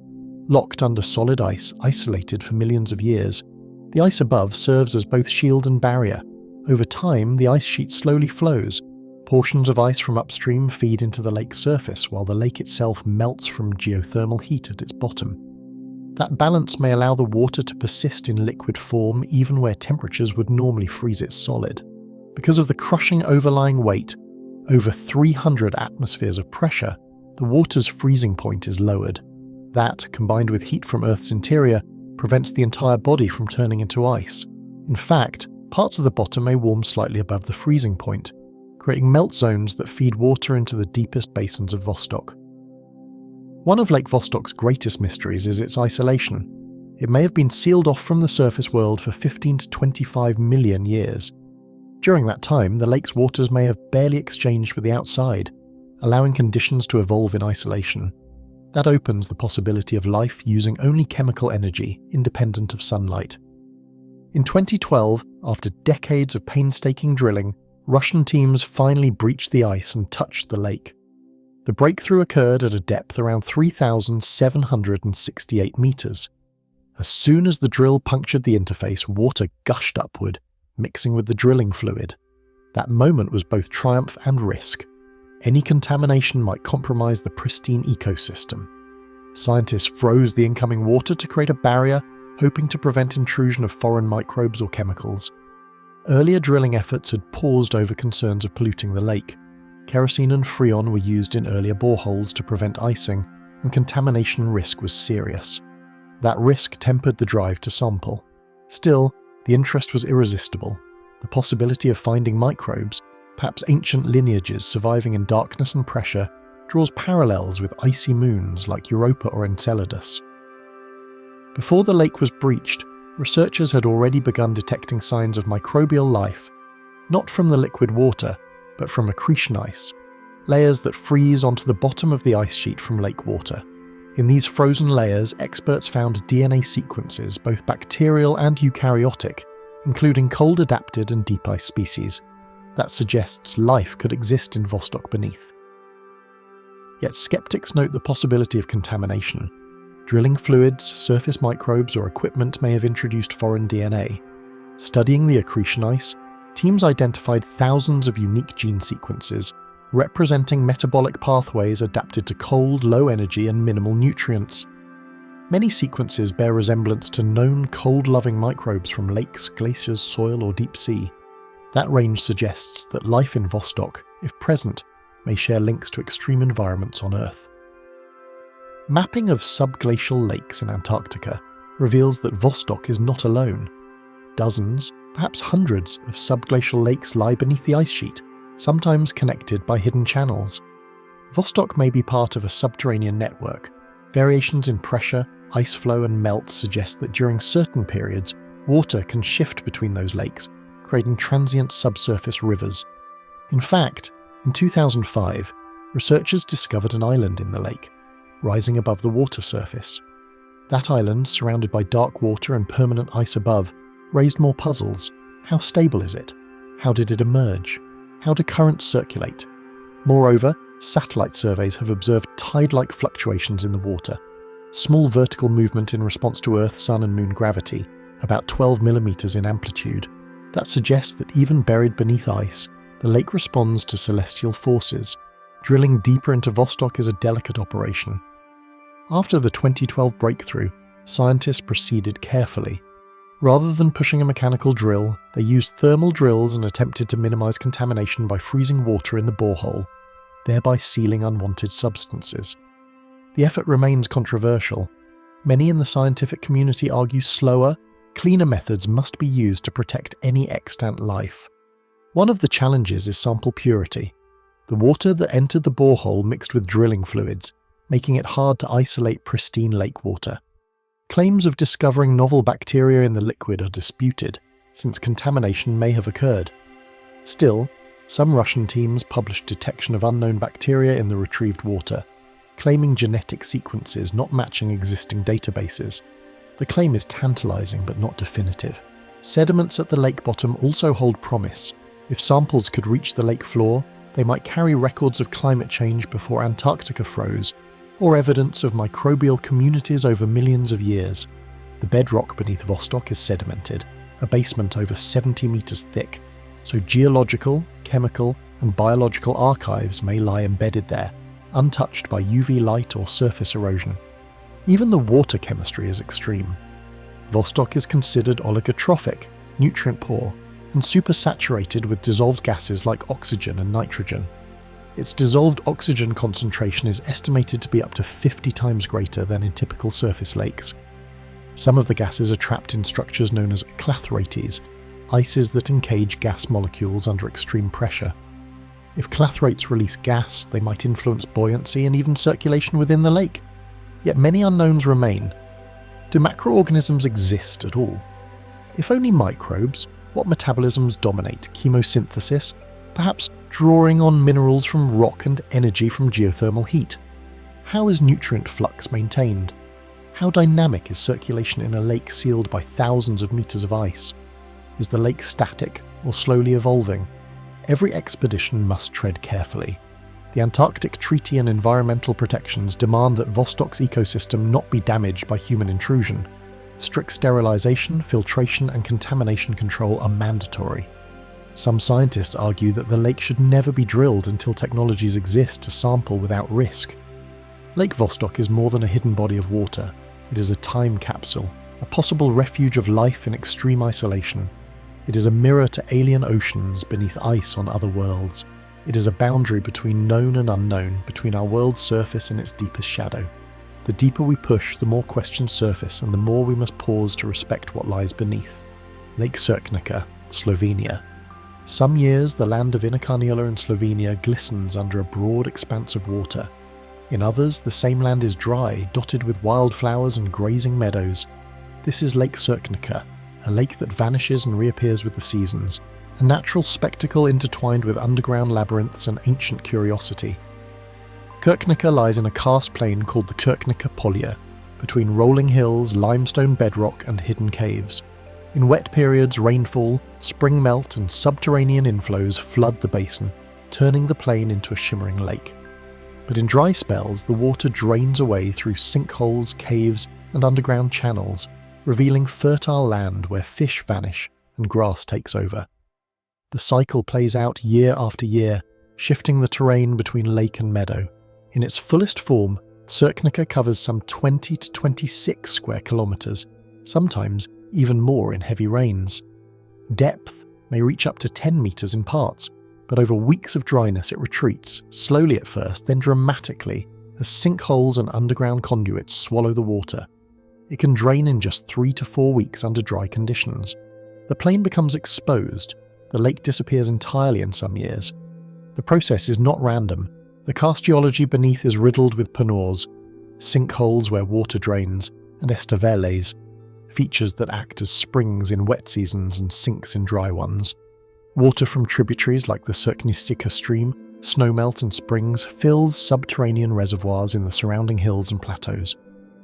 When those reservoirs overflow, water surges into Cirknica, flooding the surface. When inflows dwindle, reverse flow sends water downward. Valvassor, the 17th century polymath, was among the first to document this living riddle. He published detailed observations, noting that when the lake filled, springs and channels would burst to life. When it drained, those same features reversed. His maps and writings helped redefine how people viewed subterranean water systems. Over time, researchers refined his theories, using modern hydrology to trace how water moves beneath through caves, faults, and porous limestone. The spatial pattern of flooding also varies. The western part of the lake basin drains first. Central sinkholes such as Vodonos, Roseto, Ponikve, and others dominate the drying process. These punnels act like giant plugs that open when water pressure drops, pulling water underground. Some sinkholes are submerged when the lake is full, others lie exposed in dry times. Some are dammed or altered by locals, trying to slow or moderate the draining behaviour. During high water, islands emerge: Otok, Velika Gorica, Mala Gorica. The village of Otok becomes a true island community, but as water retreats, the island merges with the plain. The shifting shores mean that people living around Cirknica adapt to a lake that's sometimes there, sometimes not. In dry months, farmers may mow the old lake bed, walk its contours, or even plant crops on its fertility. When water returns, those fields vanish. Wildlife responds too. Birds migrate to the flooded zones, fish repopulate the submerged channels. In dry periods, amphibians and plants colonize the soils. The transition zone becomes a hotspot of biodiversity. Over 276 bird species, many mammals, butterflies, amphibians, all have adapted to this cyclical flux, yet the speed of change still surprises people. A calm, wide lake in autumn can retreat dramatically in early summer, sometimes in days. Locals and visitors have reported walking on what the day before was deep water, passing sinkhole depressions and patches of damp mud. In some years, water returns just as fast after heavy rains, flooding plain roads and rekindling hidden streams. The plain becomes a dynamic landscape, as alive below as above. In dry seasons, the exposed lake bed reveals sinkholes like Velika Karlovica, Mala Karlovica, Rakovski Mostek, Svinjska Jama, and Nate. Each has its own underground story. Tunnels, chambers, connections to distant rivers or springs. Some water might drain toward the Rak River in the Rakov-Skochan Valley. Other water may re-emerge near the Ljubljanica Springs at the edge of the Ljubljana marshes. The underground plumbing is complex. Attempts to manipulate or control drainage had been made historically. After World War II, locals dug ditches, straightened streams, built small dams on sinkhole openings to slow drainage. In front of Recito Caves, a dam was built to preserve some water. Gates have been placed at sinkhole entrances to regulate flow, though in extreme droughts even these efforts fail and the lake still empties. Fishing traditions also reflect the mystery. When the lake starts to drain, locals rush to rescue fish stranded near sinkholes or shallow edges, transferring them into ponds that persist as water vanishes. The Recito Pond is one such engineered refuge. In years of extreme drought, the pond may also shrink. The annual fish rescue has become a community ritual, part necessity, part bond with the lake's rhythms. Records from old maps and descriptions show that the lake's behaviour has been noted for centuries. Even in antiquity, the region was known for a lake that comes and goes. Strabo, the Greek geographer, made mention of periodic flooding in the broader area, though without naming Cirknica specifically. The earliest detailed local accounts date to the medieval era. Later in the 17th century, Valvasor's treatises brought it international attention. Yet even today, surprises occur. Some years, the lake fails to fully vanish, leaving small pools. Other years, drought delays the filling. Local weather patterns, rainfall intensity, snowmelt timing, subsurface blockages, or sediment movement in caves can all perturb the cycle. In years of heavy rainfall, the lake may flood over and beyond its usual margins, flooding surrounding land and roads unexpectedly. For scientists, Cirknica offers a natural laboratory. Hydrologists drill and dye trace flows, deploy sensors in caves, monitor water levels and conductivity. They measure how quickly sinkholes begin to drain, how pressure shifts underground, how water from different plateaus contributes to flooding. They study how climate change might shift the balance. If dry seasons lengthen, could the lake remain dry for months or years? Or if rain becomes more erratic, could flooding intensify? Visitors watch this drama unfold. In autumn and winter, one might paddle or fish, walk the watery edges, see herons stalking shallow reeds. In summer, they tread over the plain itself, navigate around sinkhole craters, watch the green carpet of meadow plants, and imagine the lake just months ago. Interpretive trails point to hidden ponds, spring openings, cave entrances, old lake margins. Local guides tell legends of witches gathering on Mount Slivnica, attributing the vanishing to mystical forces. Even Valvasor recorded folk tales of storms, witches, and disappearances. Tourists sometimes arrive expecting a stable lake only to find grass and sinkholes. Others catch the dramatic filling, watching water surge across the plain as underground channels reverse. In those moments, the transition feels magical from meadow to lake in days. The landscape feels alive, breathing between water and land. Farmers adapt too. In dry seasons, they use fields exposed by the receding lake, but when floods arrive, they must retreat. Roads may vanish underwater, fences and structures may be isolated or submerged temporarily.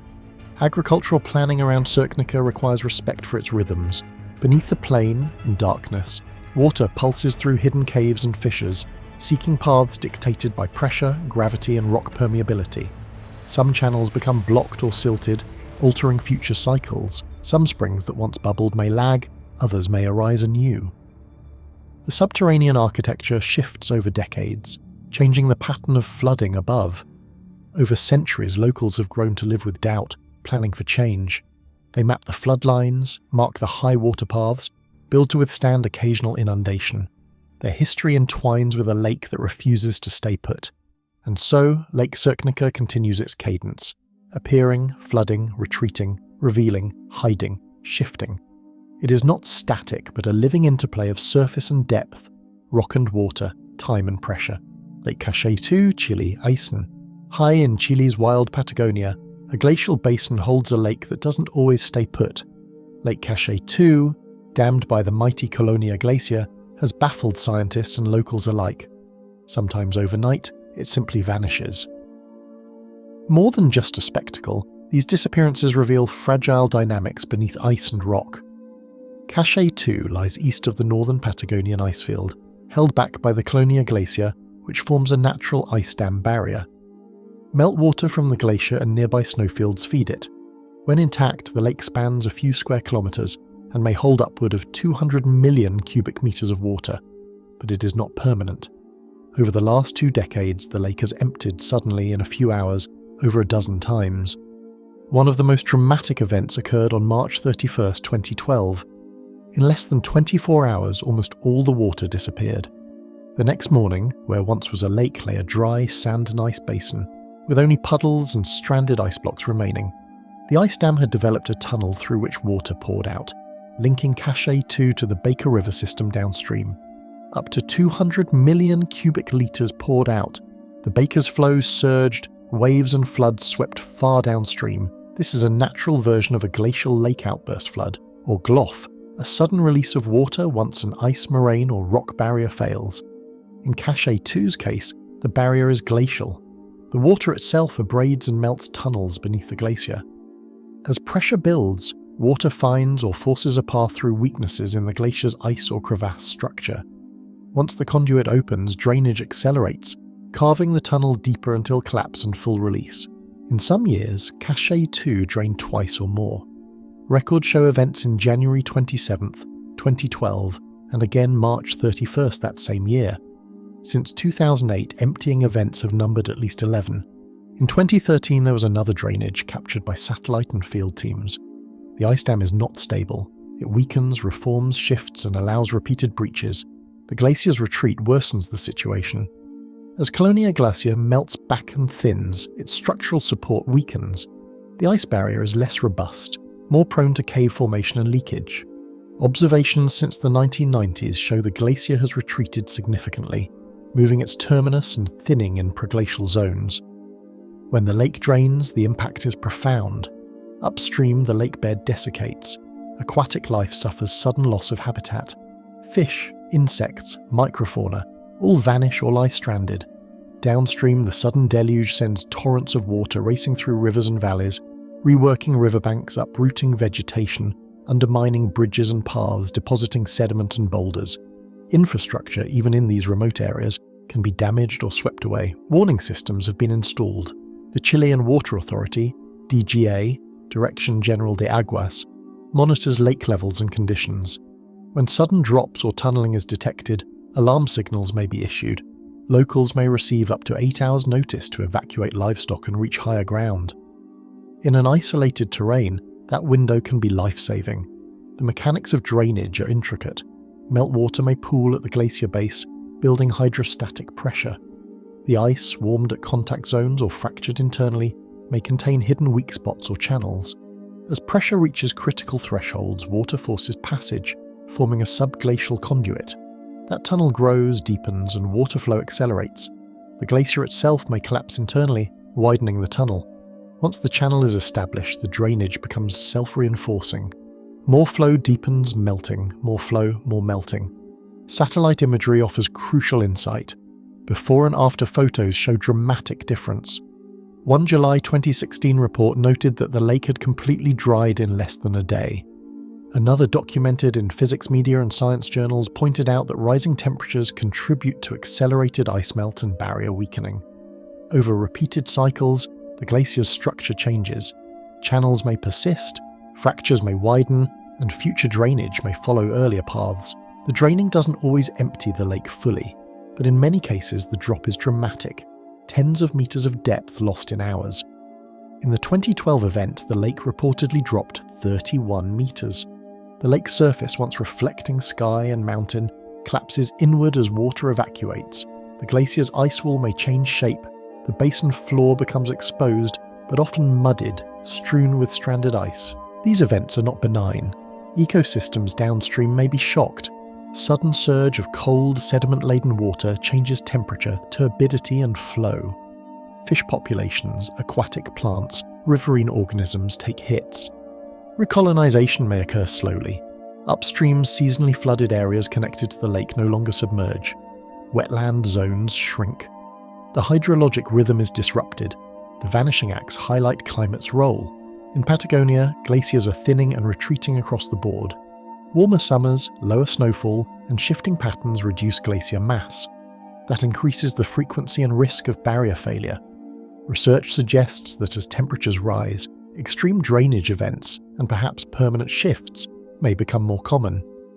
For local communities and ecological monitoring, the cycles of Cache 2 are a warning. They illustrate a vanishing world. Ice that once held back water is eroding. Glaciers that once stabilized basins now falter. Lakes once reliable now turn to dry bowls in a night. Over time, if the glacier retreat continues, the lake may lose its dam entirely or shift to alternative water pathways. Cache 2 is not unique. Glacial lakes elsewhere exhibit similar behavior: Himalayan basins, Icelandic subglacial lakes, Andean high-altitude lakes. But Cache's repeated disappearances make it a dramatic case study. It sits at the interface of climate, ice mechanics, hydrology. Researchers follow it to understand thresholds. How much melt is too much? At what point does drainage shift from slow to catastrophic? Satellite, aerial, and ground surveys continue. Scientists analyze topography, basin geometry, glacial ice thickness, and thermal profiles. They seek to map potential conduits, channel formation zones, ice fracture lines, and pressure gradients. Their goal: foresee when the next breach might happen, quantify risks downstream, model flood waves, plan warnings. During a full lake cycle, Cache 2 may refill in months or years, fed by meltwater and precipitation. The basin slowly regains volume. Ice may reseal the barrier, and the cycle may reset. But each cycle leaves changes in the glacier's geometry, sediment layers in the basin, underlying channels possibly more etched. The legacy of each drainage event is structural. Visitors to Patagonia may see the lake one year, only to see land the next. Local guides explain the vanishing. A basin that sleeps in dry season awakes with melt.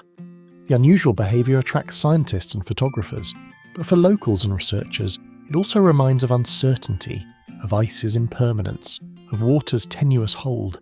In the frozen nights, Cache 2 watches silently. Days later, it may awaken, fill, reflect, grow. But then, perhaps overnight, it drains again, surrendering to forces below ice, to gravity and pressure, to the shifting dynamics of glacial worlds. Lake Natron, Tanzania. At the edge of the East African Rift, in northern Tanzania, lies a lake that seems to defy life and logic, Lake Natron. Its waters are caustic, its shores still. Yet around it flamingos gather, animals perish, bodies calcify, legends grow. This is a world of extremes. Lake Natron is shallow, rarely deeper than 2 to 3 meters. Its shape shifts with the dry seasons. Parts may shrink to salt pans, others expand when rains come. Rainfall is unpredictable, the region is arid. Evaporation outpaces inflow much of the year, leaving salts behind to concentrate. The lake sits at about 600 metres elevation in the Arusha region, partly straddling the Tanzania-Kenya border. One of the lake's most infamous traits is its alkalinity. Fed by mineral hot springs and streams, especially from the nearby Oldonyo Lengai volcano, its waters contain high concentrations of sodium carbonate, bicarbonate and other alkaline salts. The bedrock in the surrounding volcanic terrain is rich in carbonates, which leach into runoff. The result, pH levels that often exceed 10, sometimes near 12, a chemical brew lethal to many forms of life. As water evaporates, sodium and carbonate ions remain, increasing salinity and alkalinity further. Unlike lakes with outlets, Natron has none. It is endorheic. Water enters, but only leaves via evaporation. Over time, salts accumulate, making the lake hyperalkaline and caustic. In such conditions, the lake becomes inhospitable to most animals. Birds, mammals, fish that stray in may suffer burns, dehydration, chemical damage. When bodies fall into the lake, the high alkalinity and salts can cause calcification. Tissues may harden, become mummified, giving the eerie appearance that animals are turned into stone. These stone animals washed ashore have contributed to legends around Natron. Yet life clings in seams. Cyanobacteria, salt-tolerant photosynthetic microbes, thrive in the alkaline water. Their red or orange pigments give parts of the lake a rust or copper colour, especially in shallow zones under intense sun. The vivid hues, visible from space, are a signature. As conditions intensify, these microbes may dominate, their pigments blazing across flats. At the lake's margins, where mixing with freshwater springs weakens the alkalinity, some fish survive. Endemic species of tilapia live in springs that feed into the lake, where conditions are less hostile. These fish cling to microhabitats that defy the broader inhospitable basin. But the most remarkable life form associated with Natron is the lesser flamingo. This lake is one of their few safe breeding grounds. The flamingos feed on the cyanobacteria, which flourish in the caustic water. Because many predators avoid the alkaline lake, flamingo nests on salt islands or flats are relatively safe. Over 2 million flamingos may gather during breeding season. Their pink feathers echo the lake's strange world. Yet even flamingos are at risk. If waters spike or shrink too fast, nests may flood, food sources may collapse, or toxins may accumulate. They balance life on a lake that refuses to be simple. Satellite imagery shows Natron's shifting boundaries, colour gradients, salt crusts under sun. Some years the lake fractures into pools, others it unites under expanding water. The salt crusts at edges crack like skin. The mosaic of red, orange, white, shallow green and deep rust is ever changing. The sounds are stark: wind over flats, crackle of salt sheets, the call of flamingos. Underfoot the crust may feel firm, then fragile. One misstep may break through to brine beneath. The air glitters with dust and mineral dust in dry spells. Local Maasai people guard the lake with reverence and caution. They know where it is safe to trek, where the crust is brittle, where salt flats hide soft brine beneath. They speak of animals turned to stone, of bones preserved along shores, of boundaries that shift without warning. Their folklore, echoing observation, warns travellers, don't walk too far out. Scientific teams have sampled water, salts, microbes. Studies reveal that microbial communities in Natron are extremophiles, organisms adapted to high alkalinity, low nutrients, high salinity and strong UV. Genes show adaptations in membrane chemistry, protein structure, ion pumps to manage internal pH. The lake becomes a laboratory for life at the edge. One study of lake chemistry tracked shifts across seasons. Rain and inflow dilute salts, lowering alkalinity temporarily. Microbes shift in dominance. Cyanobacteria grow, pigment production varies. Evaporation reasserts influence, salts concentrate, conditions toughen again. The cycles are non-linear, abrupt. Additionally, the lake's sediment records offer paleoclimate clues. Layers of carbonate crust, clay, ash, and microbial mats encode rainfall, volcanic events, even ecosystem change over centuries. These cores are windows into past climates in East Africa. The geology of the lake's basin matters too. The floor is basaltic, but fractured, with fissures and springs injecting warmer, mineral-rich water. Hydrothermal input contributes alkalinity. Groundwater flows from surrounding highlands carry carbonate ions. All feed into Natron's chemistry. Visitors sometimes report strange incidents, animal skeletons around shores, bones white and brittle, bird remains whose wings stiffen in salt, heat shimmer on flats, faint sulfur odour near springs. Though dramatic, these are natural consequences, not curses or magic. Even drones and satellites detect patterns.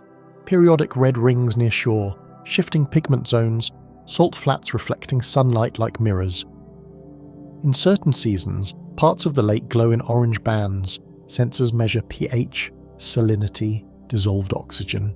Many zones are anoxic, with little dissolved oxygen, especially where salts concentrate. Conservation is delicate. Plans in the past threatened soda ash extraction from Natron, which would pump water, alter chemistry, threaten flamingo breeding. Many organisations argue that the lake must remain undisturbed. Its extreme ecosystem is unique and delicate. Yet challenges persist. Erosion, runoff changes, climate variability, land use in catchments, all affect inflow, nutrient load, sediment, water balance. A change upstream can ripple across the lake's chemistry, tipping conditions in ways that may harm life.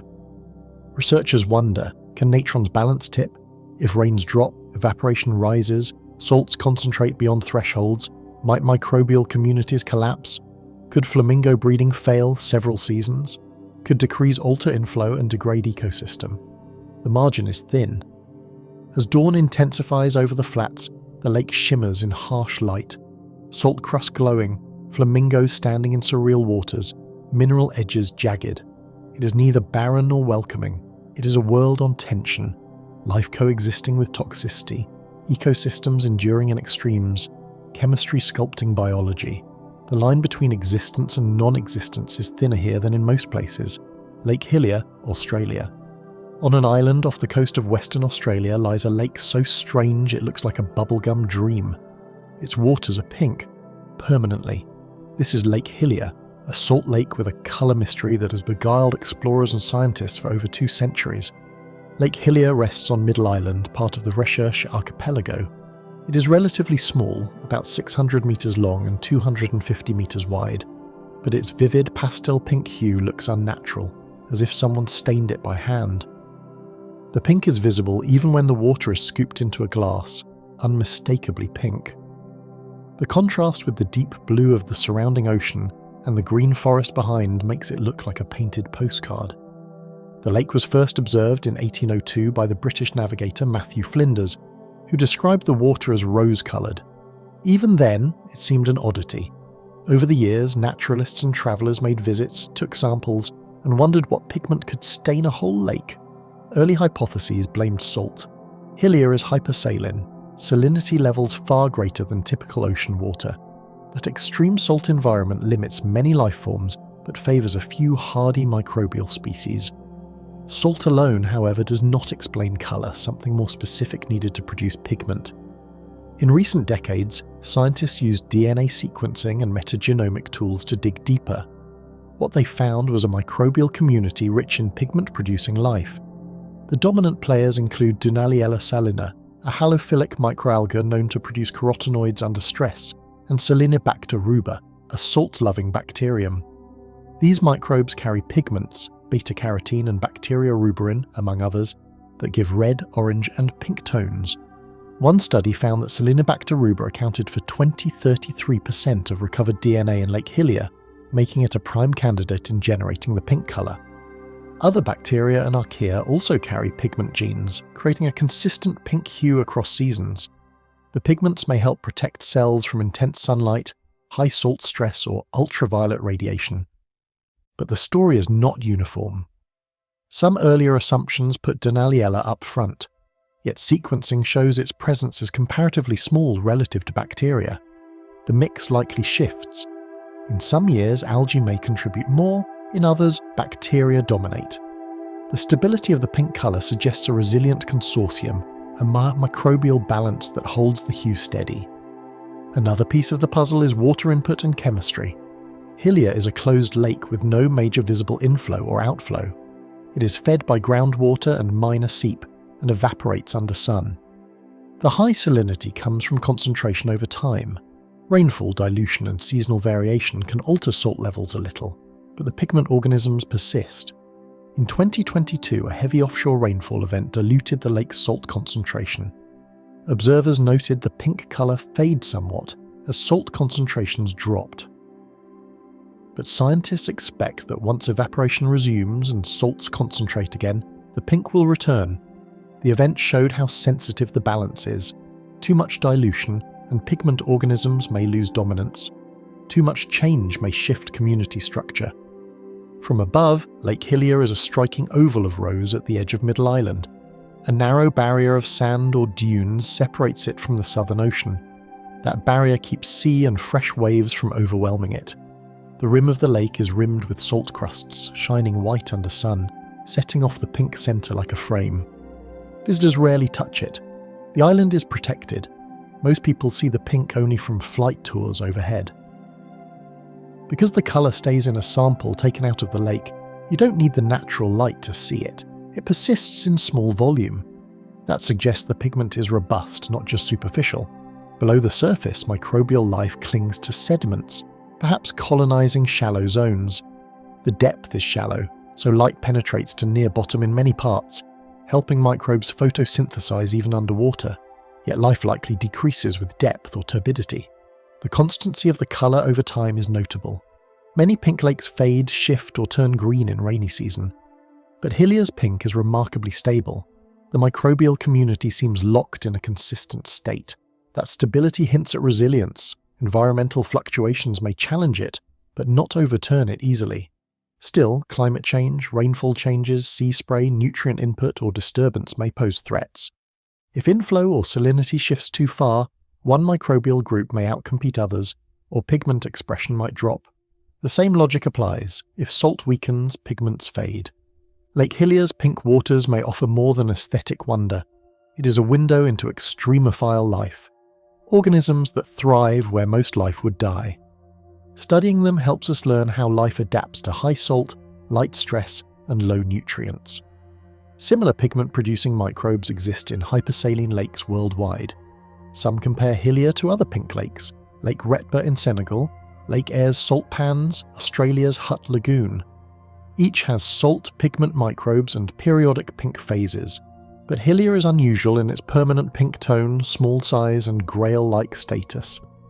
The lake also draws photographers, scientists, nature lovers. Images of solid pink water bordered by forest or sand dunes enchant.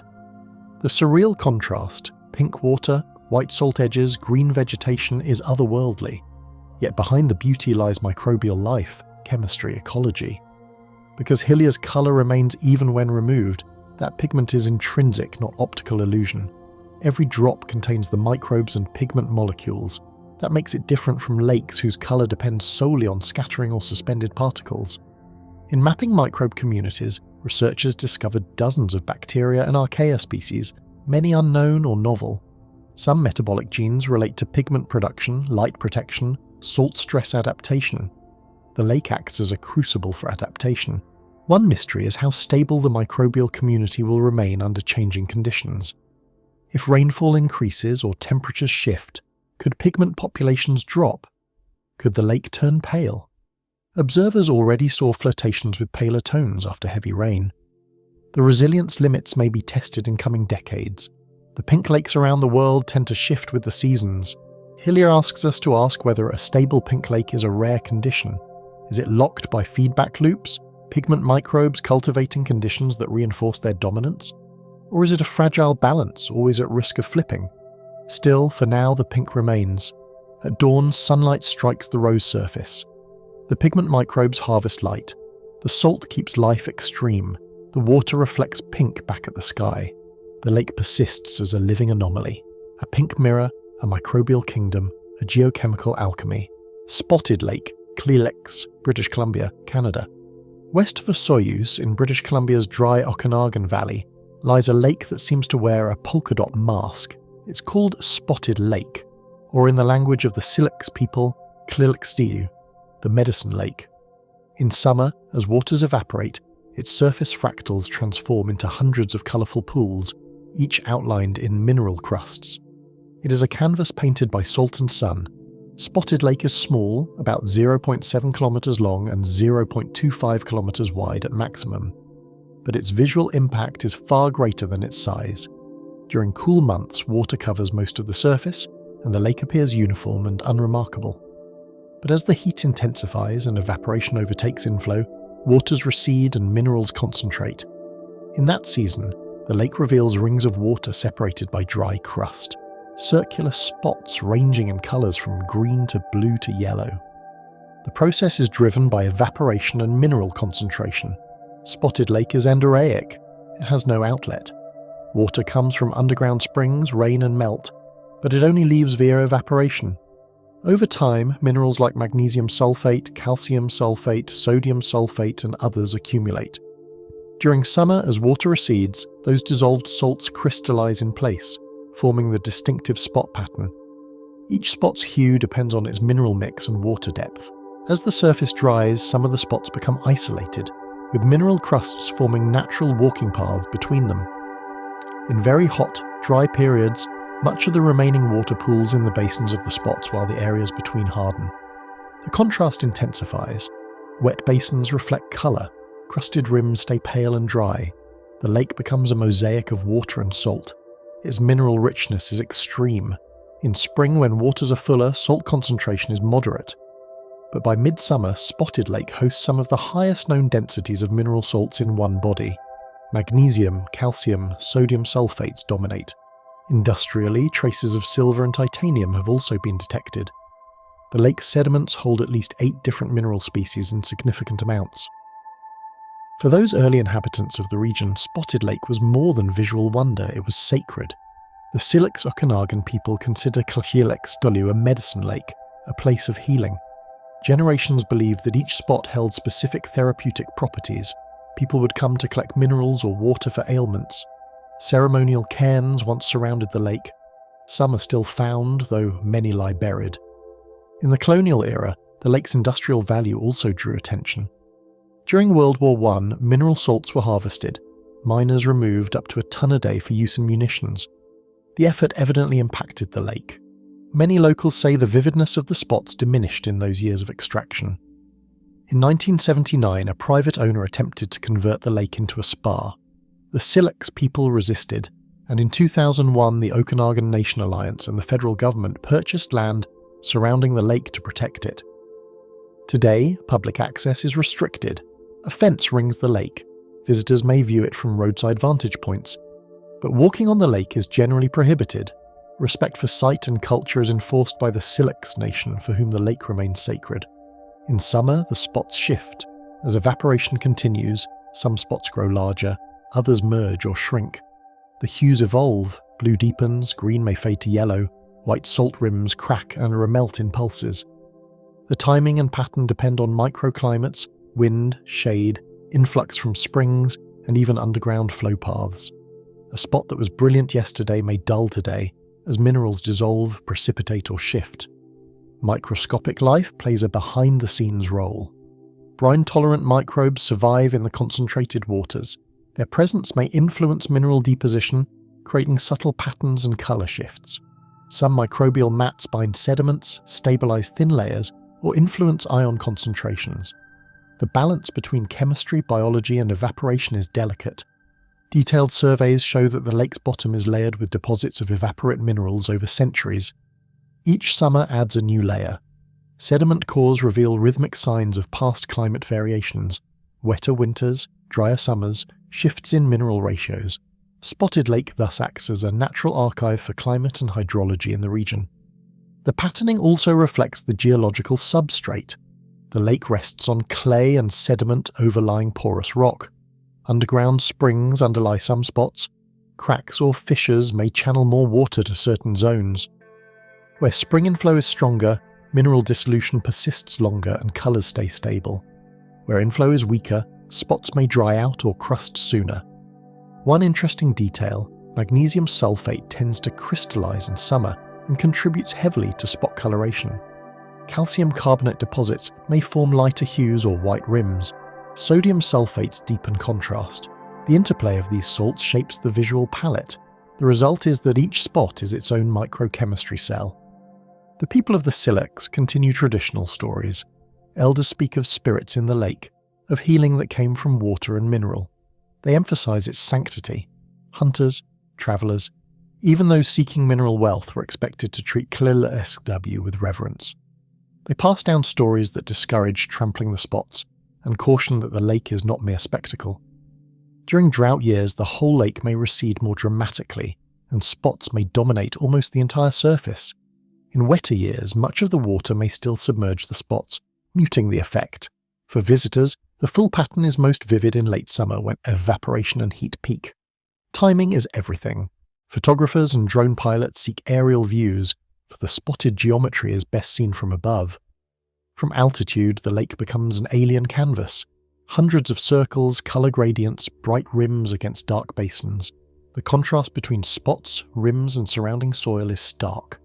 Scientists monitor water levels, salt concentrations and seasonal variation. They map spot size, depth, growth and shrinkage as the summer advances. They test mineral phases in cores, track microbial DNA in brines, measure chloride, sulfate, magnesium levels. They look for shifts year to year, signs of change in patterns. One ecological concern: if rainfall patterns change, if runoff regimes shift, or if groundwater inflows alter, the spot dynamics may shift. A drier regime might intensify salt concentration and accelerate crust formation. A wetter regime might drown out patterns, making the lake uniform blue again. The visual fingerprint of spotted lake may wax and wane over decades.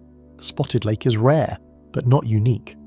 Similar spotted salt lakes exist in other parts of the world, though few so visually striking. Yet Klil-XW stands out for combining colour, pattern, cultural meaning and arid context. From the road, about 9 kilometers west of Osoyoos, visitors pull off Highway 3 to gaze across the dry grassland. On the horizon, dusty hills, sage plants and desert grasses frame the spotted water basin. On summer days, heat shimmers over the crust, mirages blur rims and salt dust sometimes drifts on the wind. The lake's location in a semi-arid desert region makes it even more special. Osoyoos is one of Canada's warmest places, with desert flora, hot summers and sparse rainfall. Spotted Lake sits at the edge of extremes. Too little water, too much salt, just enough flow to sustain change.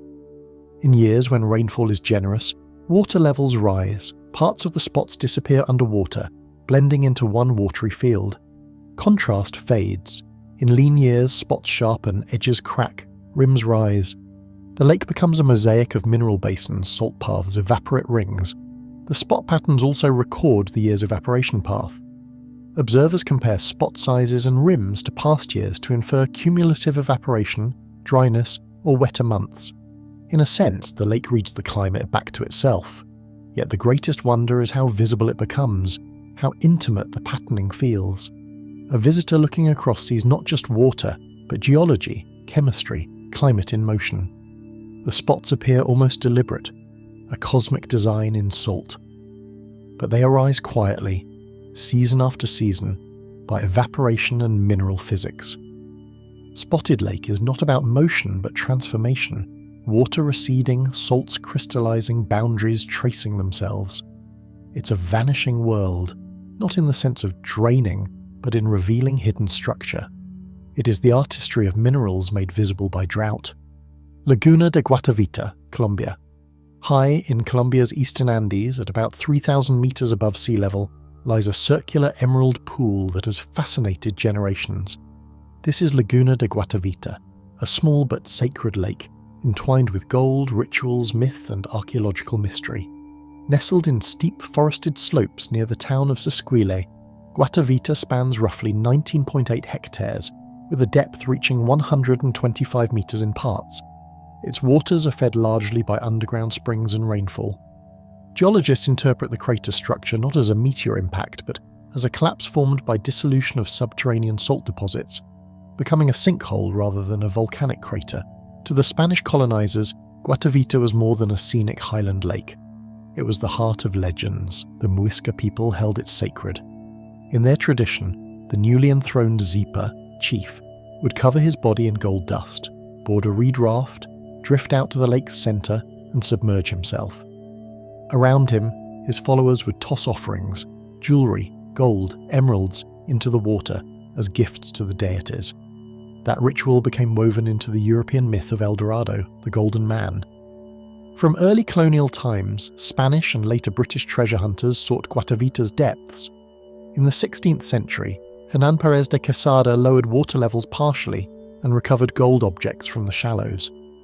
Over the centuries, multiple attempts to drain or partially dewater the lake took place. In 1625, 12 miners from Mariquita made a bold attempt. In 1832, British colonels Hamilton and Campbell tried too. All ended in failure or limited yields. Only a few small artifacts survived. Some recovered objects include small gold and silver pieces, often votive in nature, likely offerings rather than commercial treasures. These recovered items found their way into colonial collections and museums, reinforcing, but never fully proving the legends. The most famous artifact tied to the ritual is the Muisca Raft, or Golden Raft, a miniature votive sculpture representing the ritual ceremony.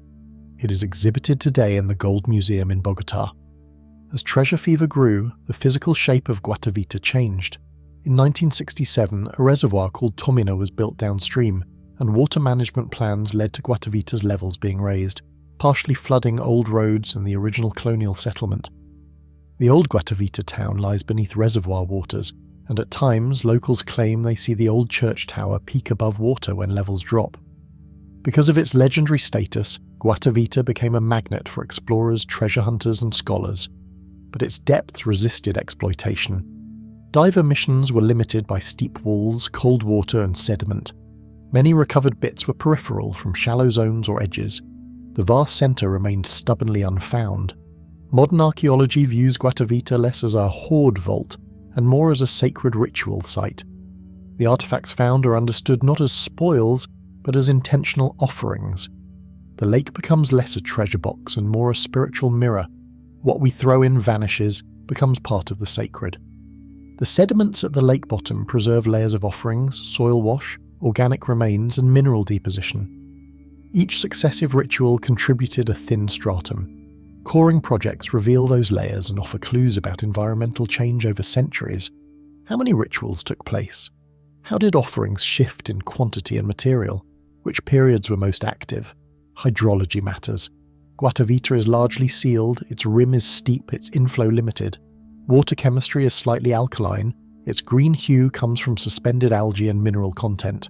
The clarity of water means that some dives have recorded visibility, but steep walls and collapse risk restrict extensive exploration. Cultural memory keeps Guatavita alive. The Muisca legacy is strong, the lake remains sacred and protected. Efforts to preserve its surroundings, limit disturbance, and maintain respect for its ritual legacy dominate local policy. It is not open for treasure dredging and visitor access is regulated. Photographers and tourists follow a trail of about 2 kilometers to reach the rim. From there, the circular nature, the mist over cliffs, the still waters, the sense of mystery are immediate. To look down is to gaze into centuries of ritual, myth, and layered human intent. Because of periodic reservoir management, at certain low levels one may glimpse portions of submerged ruins or old structures. Some locals claim glimpses of old walls or towers, though these sightings are rarely confirmed. The reservoir changes the visual narrative. Guatavita now lives partly in water, partly in memory. Scholars debate how much gold was ever offered, how much was lost, what proportion was recovered. Many argue that the legend exaggerated scale. Realistically, offerings were likely symbolic, not immense. The gold pieces recovered are relatively small, votive items, not bulk bullion. Yet Guatavita holds its powerful image, a lake that swallowed gold, a ritual centerpiece turned obsession fuel. The combination of nature, ceremony, and colonial greed continues to captivate. Its mystery is not in vast treasure, but in the human impulse to sanctify, to give, to mythologize. In a world full of drained lakes, vanished villages, sinister mysteries, Guatavita reminds us that some enigmas lie less in the depths and more in belief, in what people imagined, worshipped, and risked over centuries. The water still holds its offerings, the walls keep their echo, the ripple of legend remains. Lake Tahoe's submerged forests, USA. High in the Sierra Nevada, bordering California and Nevada, lies a lake whose depths hold the whispers of ancient climates. Lake Tahoe is known today as a jewel in the mountains, but beneath its clear surface lies a submerged forest. evidence that the lake was once lower, the land exposed, trees growing where now only water stands. Over the decades, divers and scientists have discovered a scattered stand of tree stumps rooted in place, still upright on the lake floor. These are not driftwood or fallen logs carried in. They are remains of mature conifers that once stood in dry ground. When the lake level rose, they were drowned, preserved in cold, oxygen-poor conditions. Many lie between 20 and 40 feet below the modern shore, in zones where sunlight is dim and life slow. In 1965, a researcher named Harding first documented 11 such stumps at Tallock Point, exposed during a drought when lake levels receded. Later explorations found more stumps along the south shore between Emerald Bay and other points. Some extend over areas controlled by the natural spillway, the natural sill below which the lake would once have dropped. These stumps reveal that, within the Holocene epoch, Lake Tahoe saw periods when its waterline was much lower, so low that forests marched across what is now submerged floor. Radiocarbon dating of multiple stumps gives ages clustering between 4,500 and 6,300 years before present. That timing suggests periods of prolonged aridity, when the balance of inflow, precipitation and evaporation shifted. During those ages, lake level dropped, exposing land and allowing trees to grow. Then, over time, wetter conditions pushed water back, flooding the forests and preserving them. These submerged forests are not a uniform band. Some stumps lie just below current levels, others deeper, farther from present shoreline. Their distribution shows the dynamic shoreline over thousands of years, some land exposed for decades or centuries, some for mere decades. The pattern implies climate swings and lake level fluctuations on multi-century scales. Beyond trees, underwater surveys have revealed archaeological features also drowned by rising waters. Bedrock mortar features, milling slicks, grinding depressions appear along now submerged terraces. In periods of low water in the 20th century, some such features resurfaced along old shorelines. These finds suggest that humans once exploited shoreline resources long ago, when those areas were dry land. Our modern shore may hide ancient sites below water. The mechanism of rising lake level is tied both to regional climate and geology. Tahoe sits in a basin with a natural sill, a rock threshold controlling outflow into the Truckee River. Sediment accumulation over millennia has altered that sill, raising it. So part of the lake's rising is due to sediment slowly building up the rim, slowly increasing the spill level. Simultaneously, wetter periods increased snowpack, inflow, runoff, filling the basin more often. Some scientists argue a simpler cause. A mid-Holocene drying trend lowered the lake's level. Evidence from pollen cores, lake sediments, and regional climate proxies suggests that from around 4,800 to 6,300 years ago, rainfall and snow were reduced, inflows diminished, and evaporation dominance grew. The submerged stumps are physical testimony to those lean times. At the same time, sediment cores from the outlet channel reveal that 12 feet of sediment have accumulated, in part raising the effective sill. That means over centuries the threshold for overflow has increased, meaning the lake's full level gradually rose, drowning prior shorelines and ecosystems. Together, sedimentation and climate cycles have shifted Tahoe's footprint. Archaeologists caution that many early human sites may now be underwater, hidden beneath modern Tahoe. For example, around 6,000 years ago, indigenous people may have lived or fished the older shorelines now submerged. Our modern lakeshore site inventories may underrepresent prehistoric use because we look only where land is exposed today.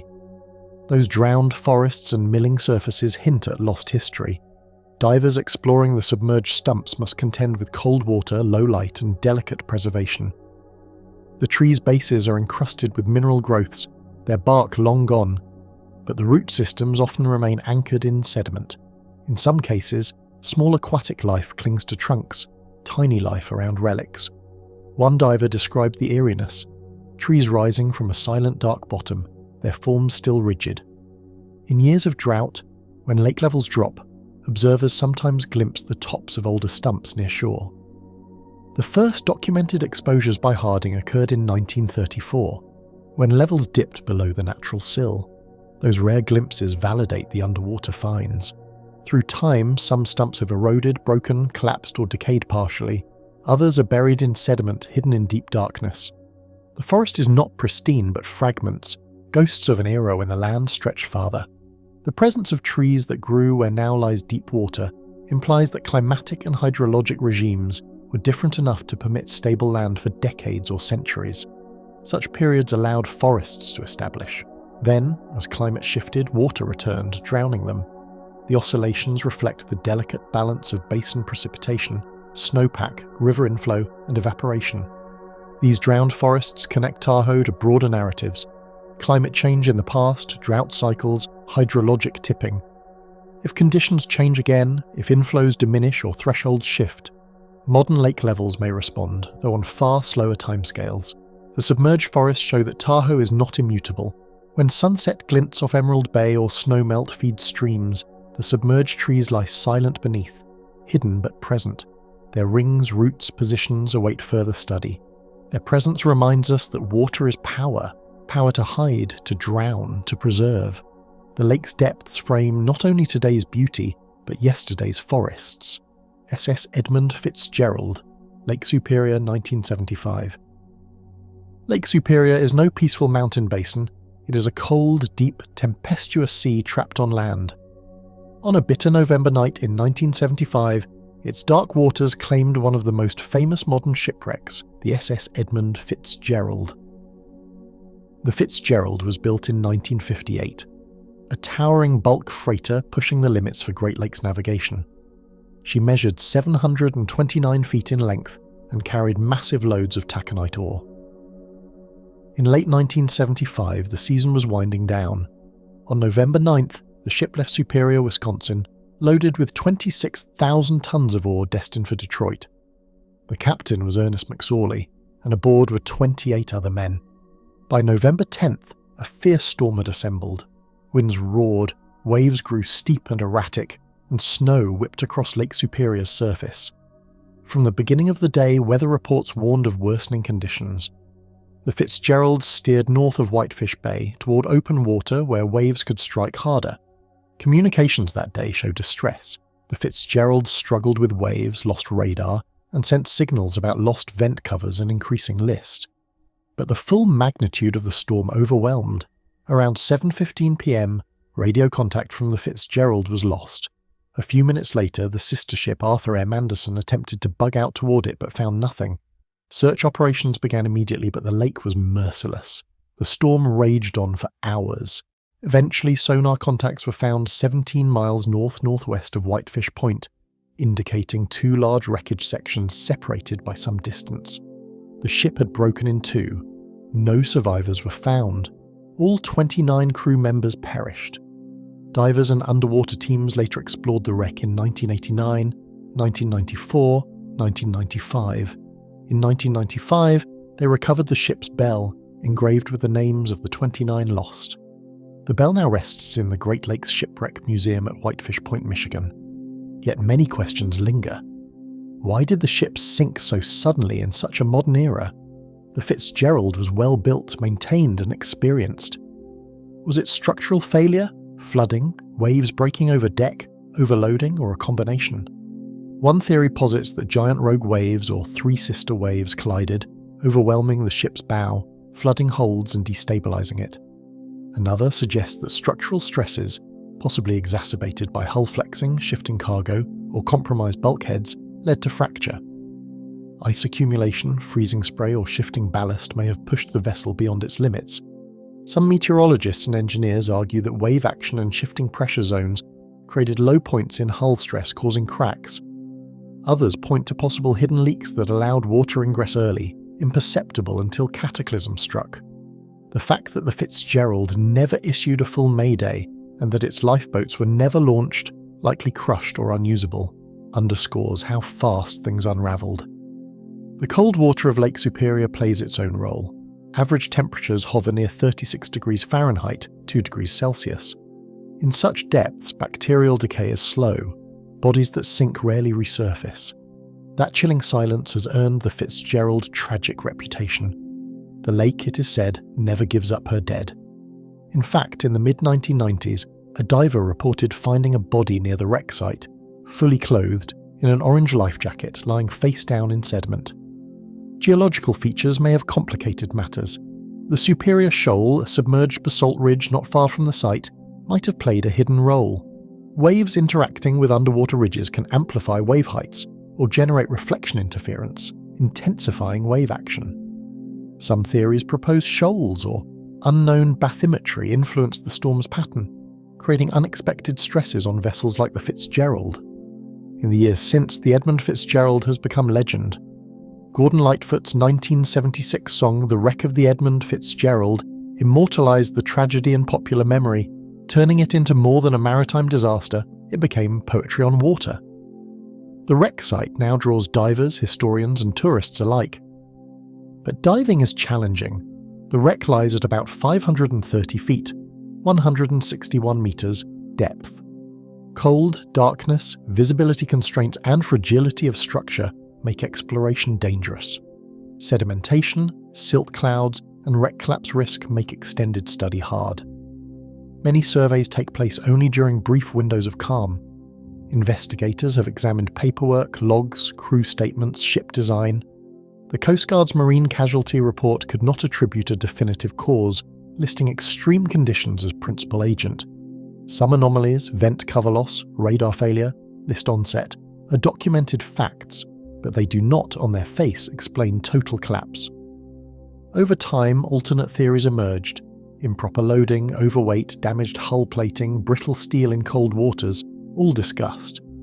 Some claim that the Fitzgerald was sailing too fast for the storm, trying to outrun it, pushing against nature.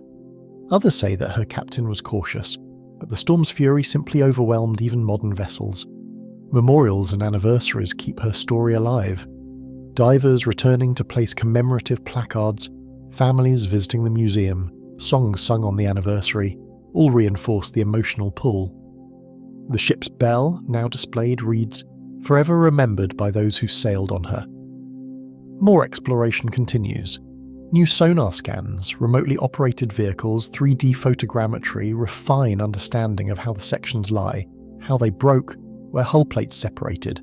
Each plank, each crease in metal becomes a clue in the puzzle of 1975's cold night. Lake Superior in turn remains both witness and judge. Its depth hides the wreck, its storms conceal the truth, and its silence guards the fallen. The Fitzgerald rests beneath a blanket of dark water, split in two with its crew laid to rest by waves. The lake keeps her secret, yet invites us to probe, to remember, to wonder. Cari Crater Lake, Estonia. On the Estonian island of Saaremaa lies a crater lake born from a cosmic blow, a meteorite's fury turned Earth into water. Lake Cari sits within the largest of 9 impact craters, a place where the heavens struck the ground, leaving scar and story beneath. The Cari craters are a cluster, 8 smaller ones encircling a main bowl. The largest crater stretches roughly 110 metres in diameter, its rim rising some 6 to 7 metres above the surrounding land, the deepest portion descending about 22 metres into bedrock and sediment. The smaller craters nestle nearby, each varying from a dozen to 40 metres across, and depths from 1 to 4 metres. Together they form the Cari field. Estimates of the impact's age vary, but radiocarbon dates of charcoal in ejecta position the event around 3,200 to 3,500 years ago, placing it in the late Bronze Age. Other proposals push it toward 1,500 BC, still ancient, so long ago that its shock must have echoed through human and natural realms. The meteorite that struck was not trivial. Its mass is estimated between 20 and 80 metric tons, moving at tens of kilometers per second. When it shattered in the sky, fragments rained down. The largest fragment exploded on impact, disintegrating rock and expelling ejecta in a blast comparable to perhaps 20 kilotons of TNT, roughly a small nuclear detonation in scale. Trees were incinerated for kilometers, the ground ruptured, forest toasted. Geological investigation has traced shocked rock, breccia, shatter features in dolomite bedrock. Even Reinwald in the 1930s was among the first to confirm the crater's meteor origin, discovering iron splinters and shock evidence. Over decades, more fragments, ejecta blankets and impact signatures confirmed the cosmic cause. Today, in the main crater lies a lake. Rainwater and groundwater fill the depression, creating a quiet pool of water, usually measured at 1 to 6 meters depth, depending on season and precipitation. The lake's diameter may vary seasonally from 30 to 60 meters. Many of the smaller craters are dry or host ephemeral pools, depending on water table and rainfall. What is remarkable is how the crater transformed from an explosion pit to a living lake. The depression, once scorched and hollowed, became a basin that captures water, forming a small but powerful symbol of cosmic change. The lake is relatively isolated, no major inflows or outflows, receiving water largely from precipitation and seepage. Over centuries, the crater has invited human attention. Archaeologists have found evidence of ritual and sacrifice. Around Cari, a stone wall or enclosure, built during the late Bronze to early Iron Age, stretches around the crater vicinity, perhaps around 470 meters long, 2.5 meters wide, and 2 meters high. Animal bone deposits, mostly domestic animals, have been uncovered within the walled area, hinting at sacrificial offerings tied to the crater's cosmic origin. In local lore, the crater is sacred. Estonian legends later adopted the idea of the sun's grave, and Finnish epic tradition may even reflect the fall of a sky fire, stories of a celestial spark falling and water rising tie to Cari's event. Scholars like Lennart Meri suggested the folklore of the crater echoes astronomical myths. The sun falling, a fire sky, a cosmic wound in Earth.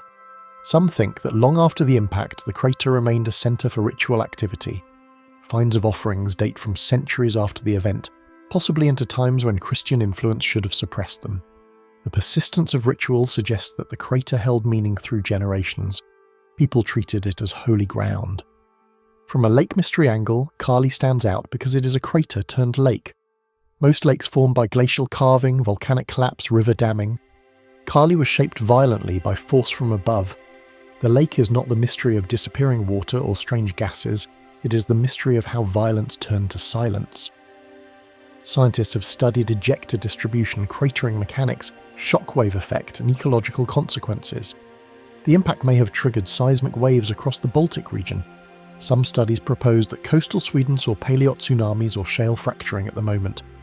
Geological records in bogs show sudden disturbance layers consistent with a seismic event. Ecological studies suggest that forests within a 6 kilometers radius were damaged or destroyed. Charcoal in soil and woodland remnants indicate that the impact may have caused regional ecological change. The blast may have cleared forest, altered hydrology, even modified local microclimate temporarily. Sediments now bury the crater floor. Layers of organic soil, clay, dust and debris cover the original impact surface. Cores recovered from Cari show mixed ejecta, rock fragments, and later biological deposition. Many of the meteor fragments are small, a few grams, distributed in layer around the crater and in smaller craters. The largest fragment found is only around 20.4 grams, reflecting how much the meteor dispersed. Because the crater interacts with water, one question remains: are there more hidden artifacts beneath the lake's bottom? Underwater surveys are limited by depth, sediment, and the tangle of roots and deposits. The submerged zone may conceal votive items, ritual debris, or meteor fragments embedded in lake sediment. Visitors today walk the crater rim, descend steps to view the lake, peer across its silent surface. Trails circle the crater field, passing the smaller pit craters, interpretive signs, a small museum of meteorites and information. The Cari Meteorite Museum is nearby, and local taverns and visitor centres host the curious. Tourism is respectful, the site is protected, the crater's integrity preserved. As forest regrew, the crater sits mostly quiet. Its water reflects the sky. Children count rings, locals speak of fire from sky, guests sense weight of time in that bowl. To imagine Cari's origin is to sense cosmic scale in miniature, a spark in sky, a fire, earth upheaving, scar filled by water, human generations drawn to meaning. In that crater lies memory of celestial collision, ritual meaning, geological record, and a lake formed by violence now speaking in silence.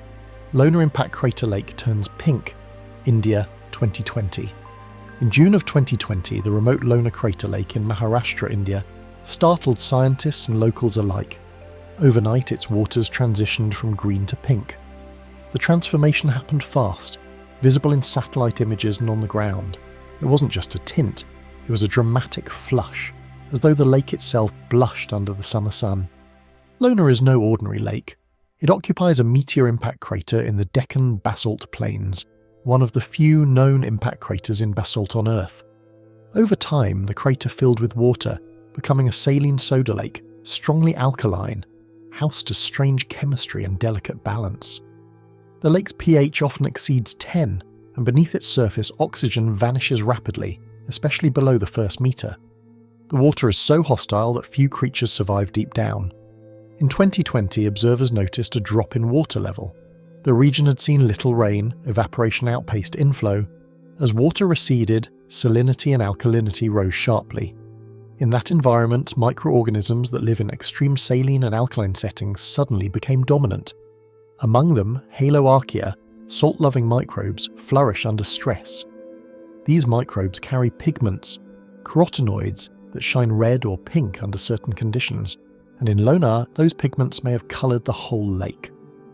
Scientists also pointed to a related culprit, algae like Dunaliella salina. Under normal conditions, they remain green, but when conditions become harsh, too much sun, high salinity, they shift, producing protective pigments that redden or orange their green walls. In Lynn Park's tropical lakes, Dunaliella are well known to do just that. In Lonar, such shifts could trigger a hue change in days. Geologists and local experts sampled water, checking salinity, nutrients and microbes. Early reports suggested that the colour change was not due to industrial contamination or dye dumping, but to natural processes responding to stress. The lake's own microbial inhabitants had changed dominance.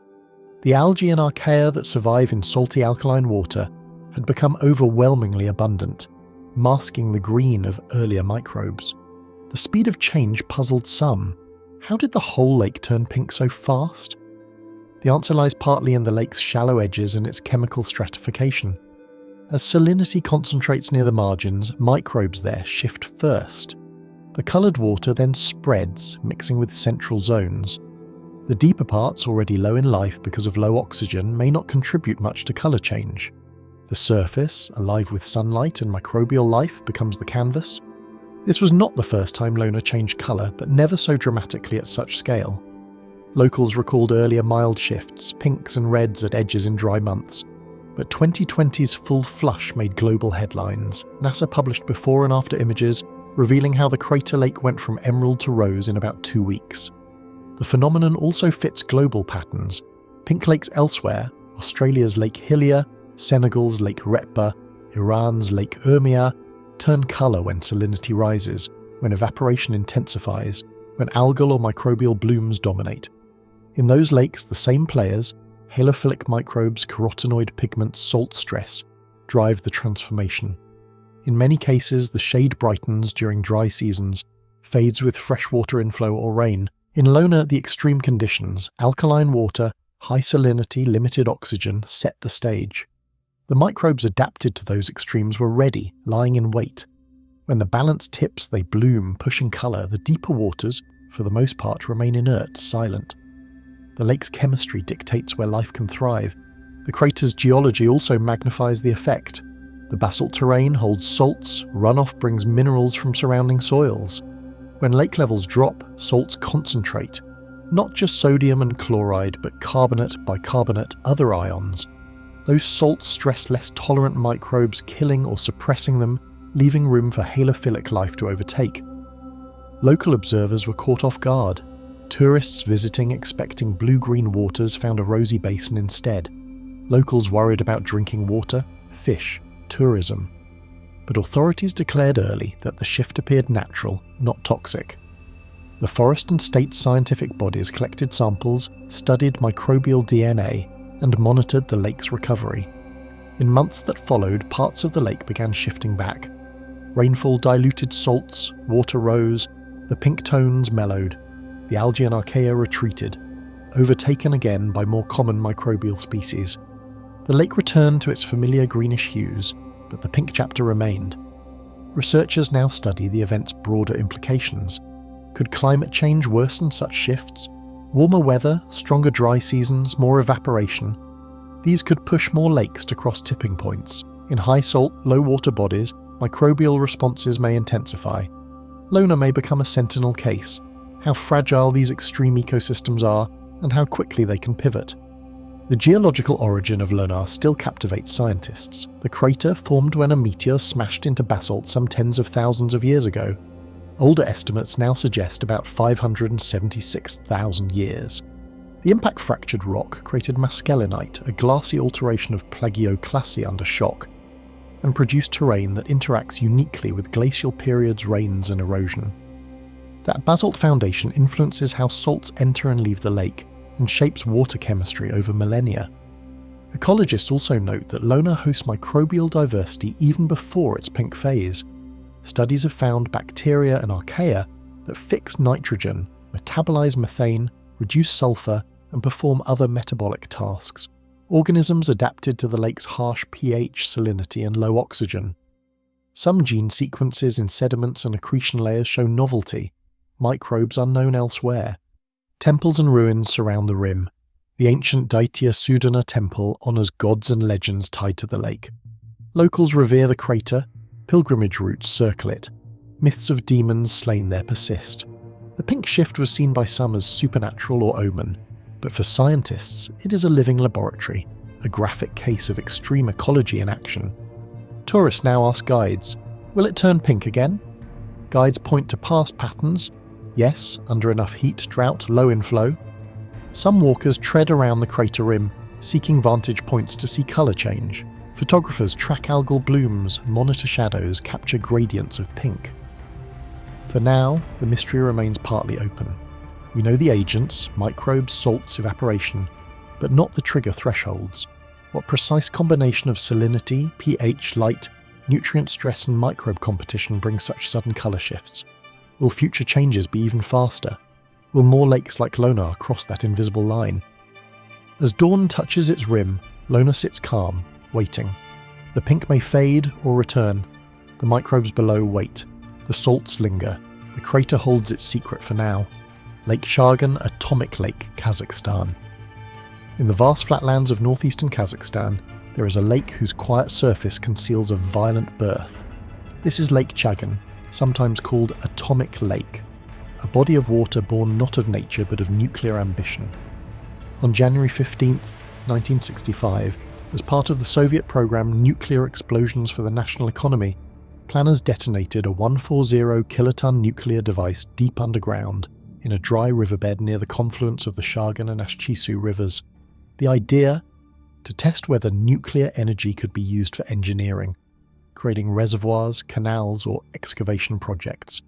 The explosion blasted a massive crater, intended to become a new lake. The bomb was lowered into a shaft nearly 178 meters deep, and when it went off, it ripped earth and rock apart. About 20% of the radioactive materials escaped into the atmosphere, drifting over nearby regions and even being detected outside Soviet borders. The explosion created a crater over 400 meters across and roughly 100 meters deep, shaped like an inverted bell, with a raised lip of ejector forming a rim. Soon after, engineers cut a canal to channel the Shagan River into the crater. As water flowed in, the lake filled, turning a test site into a reservoir, a lake forced into existence by human will and nuclear force. Today, the crater and its waters remain, a stark reminder of Cold War experiments. From above, Lake Shagan looks nearly natural, a round blue basin in a semi-arid landscape. But this appearance is deceptive. The lake is contaminated. It contains radionuclides, elements released by the blast, and its waters are still more radioactive than typical environmental levels. Some measurements show contamination about 100 times above safe limits. The surrounding soil too holds residual radioactivity, especially within a few kilometers of the crater. Local residents both then and now have had uneasy relationships with the lake. In its early days, Soviet officials even filmed a minister supposedly swimming in the crater, presenting the lake as proof of peaceful nuclear progress. But behind that show lies complexity and danger. Some water from Shagan is used for livestock feed despite warnings. Fish were planted in the lake, carp were observed, though consumption is discouraged because of radioactivity. Reports say some locals ignore restrictions, catching fish from the lake. Acts of necessity or defiance in a place where borders, safety and risk blur. The geologic form of the crater is also telling. Beneath the lake's water, the bottom hosts melted rock and glass-like surfaces, remnants of the heat of detonation. Surrounding surfaces bear ejector debris and shattered bedrock. The crater was formed not by erosion or ice, but by a sudden, violent explosion. Over time, sedimentation, biological growth, and water chemistry have smoothed edges, but traces remain. The purpose behind creating Lake Shargan was never purely destructive. The Soviet planners hoped the crater could serve as a controlled reservoir, dammed naturally by its raised rim, perhaps feeding irrigation or managing water in arid regions. In that, it mirrored the US Project Plowshare, which sought to use nuclear explosions for engineering tasks. But those ambitions proved dangerous in practice.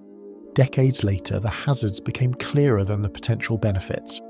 Studies of radioecology around Lake Shargan reveal that radionuclide contamination persists, though decay and environmental processes have reduced levels over time. Areas farther from the crater show lower radioactivity, but in the immediate vicinity, readings remain elevated. The lake is part of a broader legacy of the Semipalatinsk test site, where many nuclear blasts over decades left a lasting human and environmental toll. When you stand on its rim, the water seems calm, silent, but the lake is a scar, a nuclear wound now filling with water. Its existence challenges the boundary between artifact and ecosystem. Life may colonize, but always under the shadow of radiation. In nearby lands, the soil, vegetation, even underground water flows bear traces of the test, reminding us that even water created by force cannot hide its origin. The lens of the atomic lake forces us to see the lake not purely as nature, but as a monument to human reach, power over Earth, testing limits, and the costs we carry even decades later. Each lake is more than water. It is memory, it is warning, it is wonder. Some were shaped by nature, others by human hands, and all leave us with questions. Their mysteries remain, waiting in silence, reminding us that not every secret of the earth is meant to be solved.